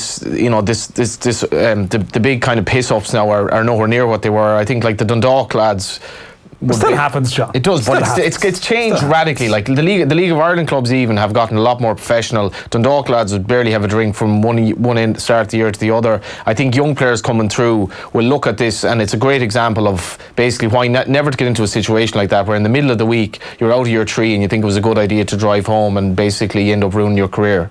Aaron Connolly has come on for Brighton. They're 1-0 down at Chelsea. We need to take an ad break, but the latest scores: Spurs 2-1 up against Southampton, Wolves lead Watford 1-0, Palace 1-0 up against Norwich. It's 1-1 between Villa and Burnley. We'll bring you that goal in a moment. And Bournemouth 2-1 up against West Ham. 53106 is the text number. We'll also bring you the team news from Everton, Manchester City. Football on Off the Ball with Paddy Power, the greatest football partnership since Jeff and Heskey. Coming up on Alive and Kicking this weekend. It's said to be one of the most natural things in the world, but why is it such a controversial topic? We're going to be tackling breastfeeding and the health of not only the baby, but of the parents. We're going to be talking about what you can do to ensure your financial well-being is at its peak. And I meet a very impressive individual, Claire McGrath. Not only is she top of her game in the world of bodybuilding, but she's also a yoga master. Now that's balance. Alive and Kicking with Claire McKenna. Thanks to Repromed. This Sunday from 9 a.m. on News Talk. Exciting afternoons with Harvey Norman. Bring the cinema home with an ultra-high-definition smart TV and surround sound from Harvey Norman.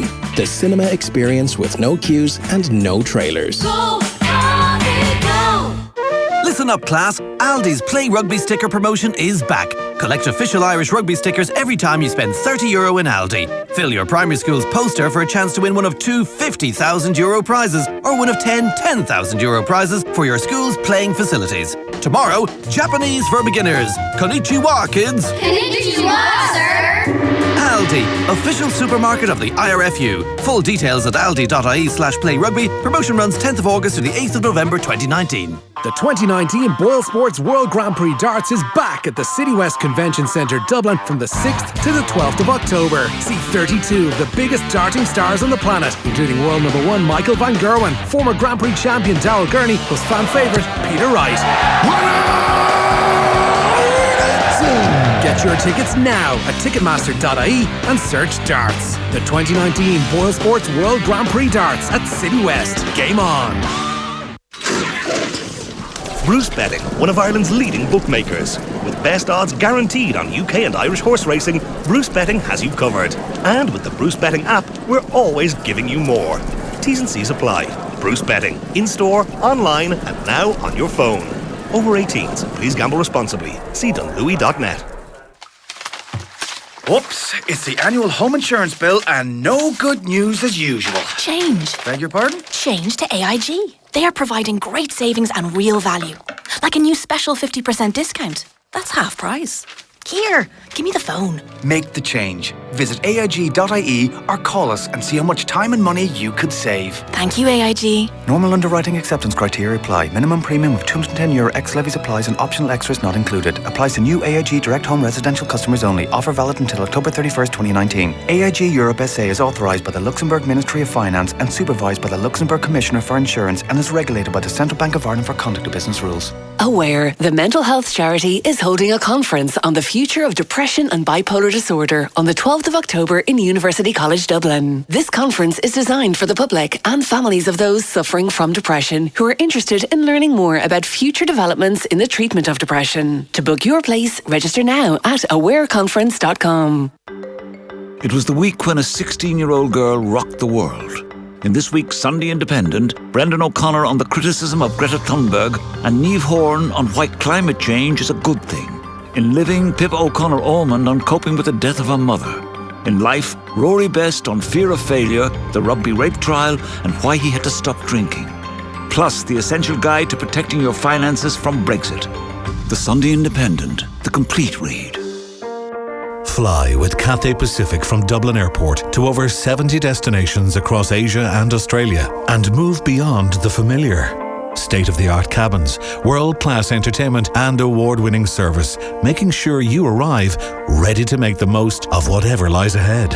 Whether it's the stunning coastline of Sydney, the secluded waterfalls of Bali, or the bustling markets of Ho Chi Minh City. Book now at cathaypacific.com.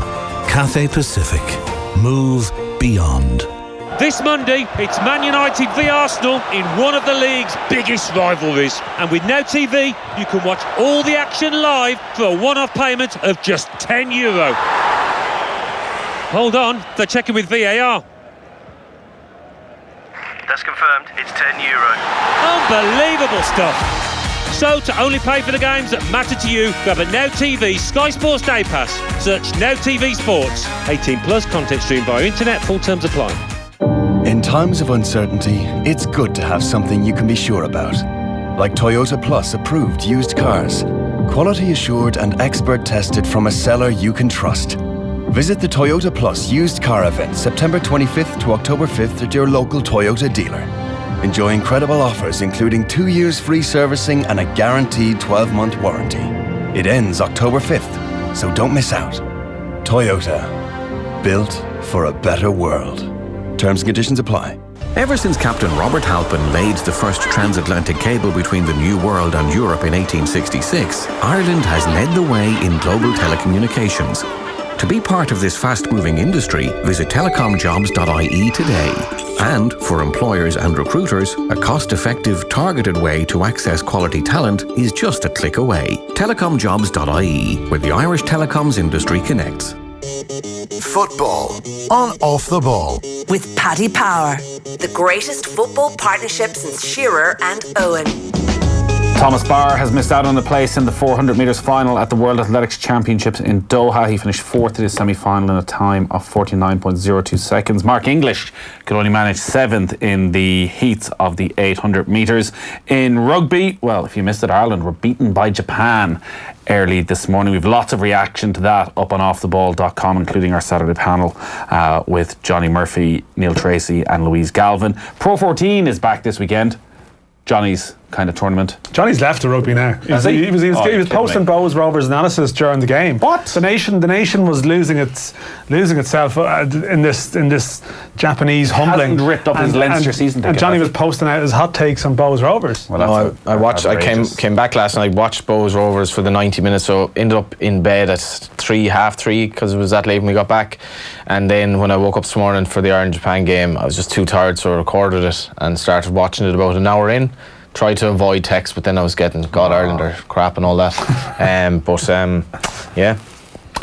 The Pro 14 though is back. And Munster, good news for Irish rugby right now. Munster are leading Dragons 25-3 with 57 minutes played. At 5:15, Leinster are in action against Benetton in Italy. You could have just made a little trip to that, Johnny, and then you would have been pure hardcore.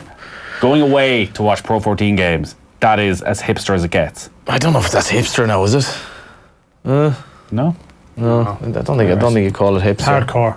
Connacht are in Wales to face Scarlets at 5:15 as well. Let's go to Villa Park here about that goal between Aston Villa and Burnley. Tom Gale. Aston Villa 1, Burnley 1, and it's Jay Rodriguez, the half-time substitute, who was booed on by the home crowd following his summer switch from West Bromwich Albion. A great work by Eric Peters down the left-hand flank, dug out across. Rodriguez anticipated and saw his header nestle in the bottom right-hand corner. He immediately cupped his ears to the Villa crowd, silencing them. It's Aston Villa 1, Burnley 1. Another goal at Stamford Bridge, Chelsea against Brighton. Ian Beach. It's Chelsea 2, Brighton 0. That effectively ends the game as a contest. Chelsea will surely finally get their first home league win of the season. Willian, the scorer, although the shot took a deflection of defender Dan Burn, who only moments before the goal had hit the Chelsea crossbar from a corner with a header. Not an own goal. Willian's shot was on target. Willian makes it 2-0 to Chelsea over Brighton. So that should be that first home win for Frank Lampard, and a goal at the Vitality. Plenty of goals in this one between Bournemouth and West Ham. Alan Lewis. Bournemouth 2, West Ham United 2. West Ham back on level terms, all coming after Callum Wilson missed really a sitter to put Bournemouth 3-1 up, but a ball played in, Felipe Anderson nodding it down for Aaron Cresswell to fire home from close range. Bournemouth 2, West Ham 2. A text in, Damien, do you think Brendan Rodgers' stock is rising again, and is there a job at a top 4 club from like Spurs or Chelsea? Don't think Leicester will sustain this run, but he's been very impressive so far. Yeah, I think he has. Every time I hear Brendan Rodgers' name, I can't help but think back to the time when he left Celtic, and Chris Sutton said that Celtic reserves were bigger than Leicester. And I just think to myself, it was such a mad comment that it wasn't a case of I think he thought he brought Celtic as far as what he could, and he's gone to Leicester now because the sky's the limit from there. And I think he's done a fantastic job. He's obviously a fantastic manager, and I think that if the Spurs job became available, I think he would be top of the list, if not very near the top. But like when the Man United job was up for grabs, I don't know if he'd have taken it, but why wasn't he mentioned? Like his CV compared to Solskjaer's, absolute like chalk and cheese, and he would have taken it.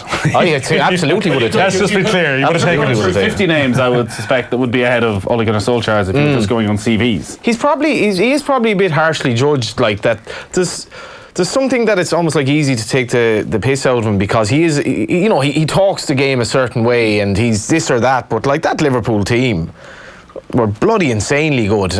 Well, the criticism is that it wasn't a Brendan Rodgers team, it was a Luis Suarez team, and Luis Suarez that year put together one of, if not the best single Premier League seasons. He was unplayable, but for some reason Brendan Rodgers doesn't get the credit for allowing him to be that any manager, Ole Gunnar Solskjaer could have got in there and Luis Suarez would have done that. Not at all. I think as well he seems to have a very good kind of stock in the game in terms of how good he is to other coaches and educating them and all that, and deserves another big job, I think, because it was again like when Benitez, I don't know what you thought when Benitez lost when he was going from Newcastle, Damien, it was kind of like Benitez wouldn't get a big job in England anymore, and I was just like, I don't know why like Solskjaer can get a job because he played for Man United, yet these coaches with extremely good track records just can't get jobs anymore. Yeah, I think Benitez is probably just, he's been around so long, and he went out to Italy, and maybe everyone just thought he gone a little bit stale or whatever. I think Rodgers still seems to have the enthusiasm, really seems to be playing a bright attacking football at Leicester, whereas Benitez at Newcastle, fair enough, Mike Ashley might force his hand, but they weren't fantastically, flamboyant, were they? I mean, it was very practical football, and he kept them in the division. Whereas I think Leicester are a joy to watch from what I've seen of them. They really do look like a proper Brendan Rodgers team, kind of almost laissez-faire, carefree attitude, I'd like to see them get top 4 this season. I think it's definitely achievable. It's possible anyway, and they are a very good side to watch. It's funny. Benitez has that reputation. They don't play amazing football. Nobody was giving out that Shamrock Rovers last night basically decided that no, we're not going to be playing the ball out from the back. We're just going to actually try and beat Bohemians ugly as best we can. And do they care? Does everyone think like the game has to be played a certain way? Like Benitez is a seriously good manager, but it's just not hip, I suppose. Yeah, we're talking about top 4 team. That was the thing, was to get into a top 4 team. And you couldn't go into a top 4 team and be practical and keep them in the top half, really. I mean, top 4 teams want to be entertained, and they want to see goals, and they want to see fancy passing patterns and stuff, But I think they just about put up with it at Newcastle because Benitez was anti-Mike Ashley, first and foremost, and they knew that when he left, the alternative was probably someone like Steve Bruce.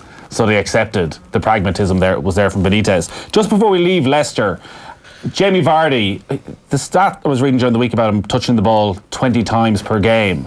Yet still, his record, outside of Harry Kane and Sergio Aguero, he scored more goals than anybody else in the Premier League that's still playing. Your experience of playing against Vardy and just what makes him so good? Well, I think he's lightning quick, and obviously he plays high up the pitch, and he threatens to run in behind all the time. I mean, very, very rarely we see Jamie Vardy come to defeat. And I think why he suits Leicester so well and suits Brendan Rodgers so much is because he stretches the pitch, he takes the opposition centre-backs away and he opens up the middle of the park, so the gap between the opposition centre-backs and the opposition midfield players becomes bigger and bigger and bigger because he just keeps running in behind. Now, he might only touch it 20 times, but it's very, very, very effective because centre-backs have to cover it. And then the one time you decide, I'm not going to go, or I'm going to give him a yard, they play the ball. And he's so quick and he's such a good finisher. That's why he's effective as what he is. And he has a brilliant record against the top 6 teams because they're the teams, I guess, who generally will step out and will give you that sort of space in behind where he can use his pace. When you were playing him with Crystal Palace, where you would probably be somewhat more defensive-minded, did you find he struggled in those sort of games if there wasn't space in behind? No, I mean, basically, when you were playing against him, and then he was probably the one relentless runner in behind, you all week you'd spend working on the 2 centre-backs, both. Well, definitely the opposite centre-back being deeper than the ball side one, just so you've 2 against 1 basically with him. So if it does go in behind, the opposite centre-back has 4 or 5 yard head start because you would need it with him because he is that sharp. It's all gone a bit crazy at Villa Park. Aston Villa against Burnley. Tom Gale. Aston Villa 2, Burnley 2. 2 goals in the matter of 60 seconds. It was the home side who put themselves back in front. Trezeguet getting to the byline and John McGinn knocking home. He was left unmarked at the back post, immediately doing the VAR TV signal once he's in his celebrations, and then straight up the other end. It was a cross in, and then Chris Wood scoring his 3rd goal in back-to-back games. It's Aston Villa 2, Burnley 2. So 2-2 there, 2-2 between Bournemouth and West Ham. Chelsea 2-0 up against Brighton. Palace still leading Norwich by 1-0. Spurs 2-1 up against Southampton, and it's Wolves 2, Watford 0. Everton Man City underway at 5:30. Seamus Coleman does start for Everton. City have left Sergio Aguero, Raheem Sterling and Bernardo Silva on the bench. Let's get the team news from Ian Brown. Everton make 2 changes from the league defeat against Sheffield United. Dominic Calvert-Lewin comes in to lead the forward line in place of Moise Keane. That's reward for scoring twice in the League Cup. And Theo Walcott gets his first Premier League start of the season in for Bernard. Manchester City make 4 changes from their last league game. The walloping of Watford. In come Gundogan, Sterling and Gabriel Jesus, who starts ahead of Aguero. Also in Zinchenko. Bernardo Silva is on the bench after this week's Twitter controversy, and so too is David Silva. Our football coverage brought to you with thanks to Paddy Power. For information on responsible gambling, visit dunlewy.net. We'll talk you through the closing stages of all those games in just a moment. Get with the programme. Update the News Talk app now in the App Store or Google Play Store. Pay attention. Learn about Ireland's best secondary schools in the Sunday Times this weekend. Our exclusive guide covers the country's top fee-paying schools and Gael Colashti. And don't miss our top rugby writers on the clash between Ireland and Japan. Pick up your copy of the Sunday Times or subscribe for €5 a month at thetimes.ie/join. The eternal tiles or wood conundrum. Then again, that laminate stuff's supposed to be good. Apparently, you could march a horse through the kitchen and it wouldn't make a dent. Maybe tiles with a wood effect is the way to go. Or the other way round? The thing is, when you get your first home, you always have big plans. Whatever they are, you want to know you can get cracking as soon as you move in. Which is where the Ulster Bank mortgage team could help. Talk to us today. We're staying out of the tiles versus wood debate, though. Ulster Bank. Help for what matters. Over 18s and residential mortgages only. Ulster Bank Ireland DAC is regulated by the Central Bank of Ireland. International football is more exciting than ever. Remember that first time on the terraces, where it all began. The heroes, the villains, the highs, the lows. All the while, you were learning. Now use that knowledge on Football Index. Join tens of thousands of fans trading the world's top players. Football Index. The game changed. App available. 18+. Terms and conditions apply. Gamble responsibly. To celebrate the Rugby World Cup, Air's broadband sale kicks off now. With totally unlimited fibre broadband, plus you get the Air Sport Pack free. The home of the Rugby World Cup in Ireland. And it's on sale for an incredible $29.99 a month for 6 months. Call 1-800-500-300, go in store or visit air.ie. Air. Let's make possible. New customers only, $59.99 a month thereafter. 12-month contract, subject to availability. Air Sport Pack channels subject to change. Use of experience may vary. For full details and terms, see air.ie. The Sport Ireland campus Blanchardstown is the home of Irish sport, not just for our athletes but for you in the community. Check out our amazing offers for families with kids camps, sport academies and birthday parties. Or for adults, why not join our gym with a 50-metre pool? Or your club, school, friends can book one of our world-class indoor or outdoor facilities, including our athletics track, soccer, basketball or badminton courts and many more. Check us out on sportirelandcampus.ie. Get Rugby World Cup ready with a QLED television from Samsung. The much sought after Q90R flagship QLED 4K Smart TV allows you experience exceptional viewing in all lighting conditions with precise pin-sharp contrast across the whole screen. For more information and a full demonstration, call into Power City today. Some things just go better together, like shopping and pampering. At Liffey Valley, this couldn't be truer. With more than 80 stores, including H&M, River Island and Stradivarius, you're spoilt for choice. Then, a treatment in Brow Boutique, Sugar Dolls or Therapy Clinic. And it's the perfect combination for some me time. Liffey Valley. Shop, eat, drink, experience. Hello, I'm Janet. When my GP diagnosed me with plantar fasciitis, she recommended I visit Foot Solutions for an analysis. The team at Foot Solutions were great. They listened and explained everything to me. I was fascinated with the technology and what it could tell about my feet. After just a week wearing my new custom arch supports, I was finally living without pain and going back to an active lifestyle. I only wish I'd visited Foot Solutions sooner. For active feet without the pain, drop into Foot Solutions or visit footsolutions.ie. The Motorsport Show, RDS Simmons Court, Dublin. A must-attend event for all motorsport fans, experts, collectors and car enthusiasts. Featuring performance cars, rally cars, drifters, Formula 1 simulator, live runway and much, much more. Saturday 23rd and Sunday 24th November. Tickets from €55 on sale now. Additional charges may apply. For more, see themotorsportshow.com. Proudly supported by Off the Ball. Whoops, it's the annual home insurance bill and no good news as usual. Change. Beg your pardon? Change to AIG. They are providing great savings and real value. Like a new special 50% discount. That's half price. Here, give me the phone. Make the change. Visit AIG.ie or call us and see how much time and money you could save. Thank you, AIG. Normal underwriting acceptance criteria apply. Minimum premium of €210 ex levies applies and optional extras not included. Applies to new AIG direct home residential customers only. Offer valid until October 31st, 2019. AIG Europe SA is authorised by the Luxembourg Ministry of Finance and supervised by the Luxembourg Commissioner for Insurance and is regulated by the Central Bank of Ireland for conduct of business rules. Football on Off the Ball. With Paddy Power, the greatest football partnership since Jeff and Heskey. Damien Delaney getting rightly called out by our texters. Typical sneering anti-Celtic comment by the Irish media, which is you, Damien Delaney. Leicester play in a big league. They're not a big club. Celtic under 15s are bigger than Leicester, says Gareth in Armagh. Wait, what? Say that again? I'm called out. Typical sneering anti-Celtic comment by the Irish media, which I'm taking to be you. Leicester play in a big league. They're not a big club. Celtic under 15s are bigger than Leicester. Yeah, fair enough. Like, but the point was that you want to manage a big club and win 15 titles in a row, or would you actually like to come to the Premier League and potentially qualify for the Champions League with Leicester and challenge yourself against great teams every week?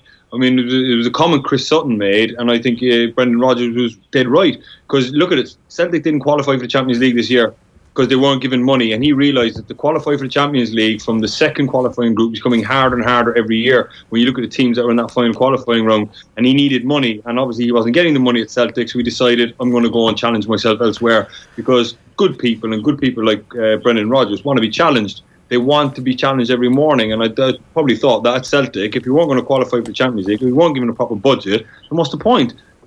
Celtic under 15s will probably win the SPL. Do me a favour, man. I can't have man, seriously, like. And they would if Evan Ferguson were playing for them anyway. Well, Celtic's lead at the top of the SPL, by the way, is down to a single point. Celtic dropped points for the first time this season. They drew 1-1 at Hibernian earlier today. Rangers up to second after a 5-0 win against Aberdeen. The good news story of the week from an Irish footballing point of view: the under-21 game is completely sold out 2 weeks in advance. No real surprise. We love a good bandwagon. Like Bloody hell. It's all about the 21s. I was there for the Armenia game, full family, and now I can't get tickets. Worst father in the world. I'm sure you'll get looked after. Will I? Between, I'm not sure who's going to be playing. Is this 8,000 tickets? Is this the full Tallaght Stadium experience? Yeah, the three ends. So, isn't it? Go on, Damien. Did it just sell out after Ireland lost rugby this morning? Did it sell out? Just bandwagon. Yeah. Well, it is incredible the buzz that has been generated around this team. I was just disappointed that I thought, the Armenia game, with the chance to see Troy Parrott for the first time for so many people, that there were only 3,500 at it. But since then, the hype generated by what they did against Sweden, Connolly has become fairly box office fairly quickly, in the sense that he nearly scored against Newcastle. Obafemi's pass during the week for Danny Ings' goal in the League Cup, that would suggest a string to his bow that maybe people didn't know about. It was an exceptional pass.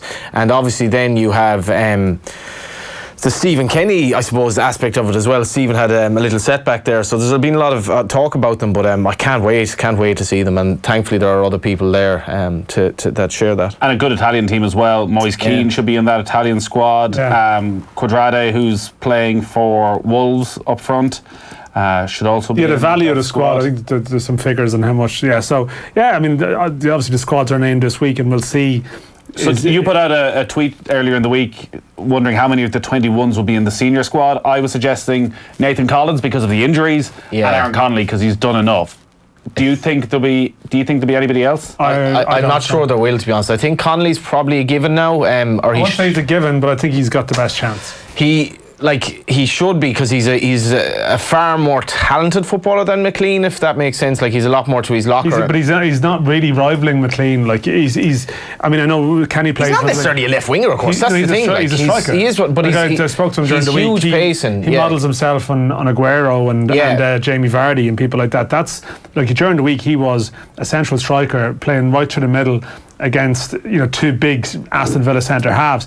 I mean, I think the reason that Connolly is the one to call up is because chances are Ireland are going to be under pressure for both of these two away games, and if they need that sort of outball and someone who can who could thrive maybe and give Ireland something on the counter, I think Connolly has those attributes. That's why I make the point relative to someone like Troy Parrott. I think like Connolly is the one that you could pitch in, or Obafemi, to be fair. Obafemi certainly deserves it, because Ireland probably lacked that bit of pace. You probably feel Obafemi has been around the senior squad already, and he hasn't been with the under 21, so maybe that's just a given at this stage. I think it might just be one of them, though. I don't think. I mean, obviously the defensive situation has thrown things asunder, but as I said, Collins has been injured, and Masterson and Darrell O'Shea aren't playing for their clubs either. So they're around benches and so on. So I don't think it's going to be a massive presence of 21s in the squad at all. I'd say Dan's right. Maybe a couple, but the thing about Connolly, like, if he's not a left winger, the speed he has, the strength he has, that's just the physique. But if you see the technique of some of the things he's doing, like that would be a goal against Newcastle, that's extraordinarily tough. And like, when you see just this, it may well be a golden generation of strikers, and they're all like pretty much under 20 as well, or whatever. Like, they're all it's really exciting, and at least two of them are pretty bloody quick as well, and that's something that can't be understated. Damien, just your quick thought on that, because we'll talk about it a lot more when the actual squad is announced. From Mick McCarthy's point of view, in his head, like, is James Collins, after coming off the bench, scoring, is he still well ahead of where Aaron Connolly is? Or do you think Mick can actually see enough in a few matches that maybe he's an option off the bench late on in Georgia or in Switzerland? I definitely agree with Dan. I think he's more a Mick McCarthy type player than I don't know, Jack Byrne or Troy Parrott or whatever, but I think that Collins at Luton probably has the experience. He's older. Mick would probably choose a safer option than that. But I think that Connolly's definitely worth having in the squad for me, with the way Ireland that play. He would suit Mick McCarthy's style. Let's quickly go around the grounds. Full time starting to come in, but there's been a late goal at Selhurst Park. Palace against Norwich. Mike Lawrence. Crystal Palace 2, Norwich City 0. Substitute Andros Townsend sealing the points, latching on to Zaha's through ball, adding to Milivojevic's first half penalty to make it Crystal Palace 2, Norwich City 0. Full-time whistle has gone at Stamford Bridge. Frank Lampard has got his first home win as Chelsea manager. Watching their game against Brighton was Ian Beach. Chelsea 2, Brighton 0. Chelsea's first home win in the Premier League this season and their first clean sheet in any competition. But they had some luck along the way. They were undeniably the better team, creating the vast majority of chances. But the first goal was a penalty scored by Jorginho after Brighton defender Adam Webster miscontrolled a pass, trying to make up for his mistake. He fouled Mason Mount. The second was scored by Willian, but took a deflection on the way into the net. It finished Chelsea 2, Brighton 0. Next to the Vitality Stadium, Bournemouth against West Ham. Alan Lewis. It's finished Bournemouth 2, West Ham 2. A thoroughly entertaining game of football ends all square. Yarmolenko gave West Ham a deserved lead, but Joshua King got Bournemouth level. His goal eventually given after a VAR review. Callum Wilson put the home side in front less than 30 seconds after half-time. He then missed a great chance to get a third just moments before Aaron Cresswell equalised at the other end. For the Hammers, Ramsdale denied Declan Rice a good save, but Joshua King had a shout for a penalty right near the end that was waved away by the referee. Both sides missed the chance to go third. It finished Bournemouth 2, West Ham 2. All right, an important win for Tottenham. They had to do it the hard way against Southampton. Andrew Cheal. Tottenham 2, Southampton 1. Spurs played 60 minutes with 10 men after fullback Serge Aurier was sent off for a second yellow card. Hugo Lloris with a blunder handed an equaliser to Danny Ings after Ndombele had put Spurs ahead. Harry Kane restored the lead before half-time, and after the break 2 world-class saves by Hugo Lloris made up for his crass error and helped Spurs hang on. Just Spurs 2, Southampton 1. Both Shane Long and Michael Obafemi came off the bench late on in that game for Southampton. Tomorrow on Off the Ball, we've live commentary of Leicester against Newcastle from 4:30 with Stephen Doyle and Brian Kerr. Dub and Dubber has to work. Dub and Dubber really does work. We'll also have more reaction to Ireland's defeat against Japan. Brian O'Driscoll and Malcolm O'Kelly will be on the show reflecting on that, and then Ryle Nugent and Sinead O'Carroll are on the Sunday pay-per-view. To Villa Park, Aston Villa against Burnley. No shortage of goals for Tom Gale. Full-time Aston Villa 2, Burnley 2, and the home side remain in the bottom 3 as they once again drop points from a leading position. Going in at the half-time, it was Al Ghazi's half volley which separated the two sides, but Sub-J Rodriguez equalised with a header not long into the restart for the visitors, and then John McGinn, with just over 10 minutes remaining, he finally found the back of the net, having one disallowed for VAR in the first half. But then less than 2 minutes later, Burnley up the other end. Chris Wood, the Kiwi, with a headed goal. No one scored more headers in the past 2 seasons in the Premier League than the Burnley striker. At full time, Aston Villa 2, Burnley 2. Robbie Brady on as a substitute for Burnley in that game, so some much needed game time for him. Next up to Palace against Norwich at Selhurst Park. Mike Lawrence. Crystal Palace 2, Norwich City 0. Palace remain unbeaten at home in a game of few chances at either end. Palace were good for their half-time lead as the visitors took time to settle. Luka Milivojevic broke the deadlock midway through the first period after Amadou fouled MacArthur in the box. Milivojevic deadly as ever from the spot. As the clock entered added time in a fairly uneventful second half, Palace sealed the points when sub Andros Townsend slotted home a left-foot drive inside the box. Crystal Palace 2, Norwich City 0. And a much-needed victory for Wolves with a strong Irish influence, winning their bottom-of-the-table clash with Watford. Alex Winter. Wolves 2, Watford 0. Wolves finding some respite in the meeting of the teams at the foot of the Premier League. Matt Doherty with a hand in both goals, first turning in Pedro Neto's cross to open the scoring on 18 minutes, and after half-time providing a cross that was flicked onto the head of Watford defender Daryl Janmaat and into his own net. Watford have now not kept a clean sheet for 19 matches, one short of their club record, and remain winless and bottom of the Premier League. It finished Wolves 2, Watford 0. Liverpool 8 points clear at the top of the league after their 1-0 win against Sheffield United. Manchester City can close the gap. They're away to Everton in the late game. That is pretty much us done for today. Damien Delaney, thank you as always. Thanks, lads. Pleasure. I wouldn't go to Celtic Park anytime soon if I was you. Those Celtic under 15s, vicious. Dan, Johnny, as always, we shall talk to you again soon. And we're on offtheball.com for the evening.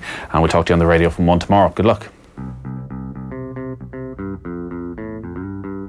Get my ball in the yard of grass.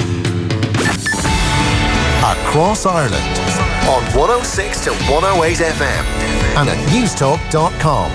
This is News Talk. Good evening, I'm Tina Gates. A man in his late 20s is appearing in court this evening after a €4 million drug seizure in Dublin yesterday. He was arrested after 20 kilos of diamorphine and cocaine was seized when a car was stopped and searched in Ballyfermot. Another 22.5 kilos of diamorphine and cocaine were seized when a second car was intercepted at Park West Road. A 51-year-old man was also arrested. He's currently being questioned at Clondalkin. Hundreds of people have turned out for the 8th annual March for Choice in Dublin. They're campaigning for free, safe, legal and local abortion access in Ireland.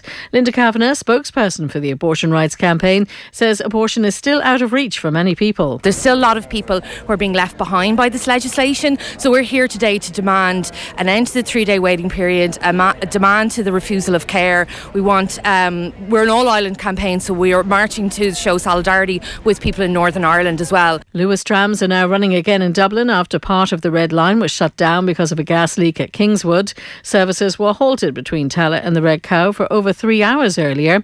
Gas Networks Ireland, which has apologised for the inconvenience, says a gas main was accidentally damaged by a third party. And Dubs fans thinking of heading to the homecoming at Merrion Square in Dublin tomorrow are being warned not to turn up without a ticket. Stephen Burke reports. 15,000 fans will be allowed into a closed street beside Merrion Square tomorrow to celebrate the historic 5 All-Irelands in a row for the men and 3 for the women's team. There were calls to let the teams ride through the city on open-top buses so more people could join in the celebration, but officials ruled that out after carrying out a risk assessment and deciding it wouldn't be safe. The City Council's events department released the last 1,000 tickets for the homecoming at noon today. They were all gone 26 minutes later. The celebrations start at 1:30 tomorrow and continue till 4:30. That's it for now. All news updates are on our website. That's newstalk.com.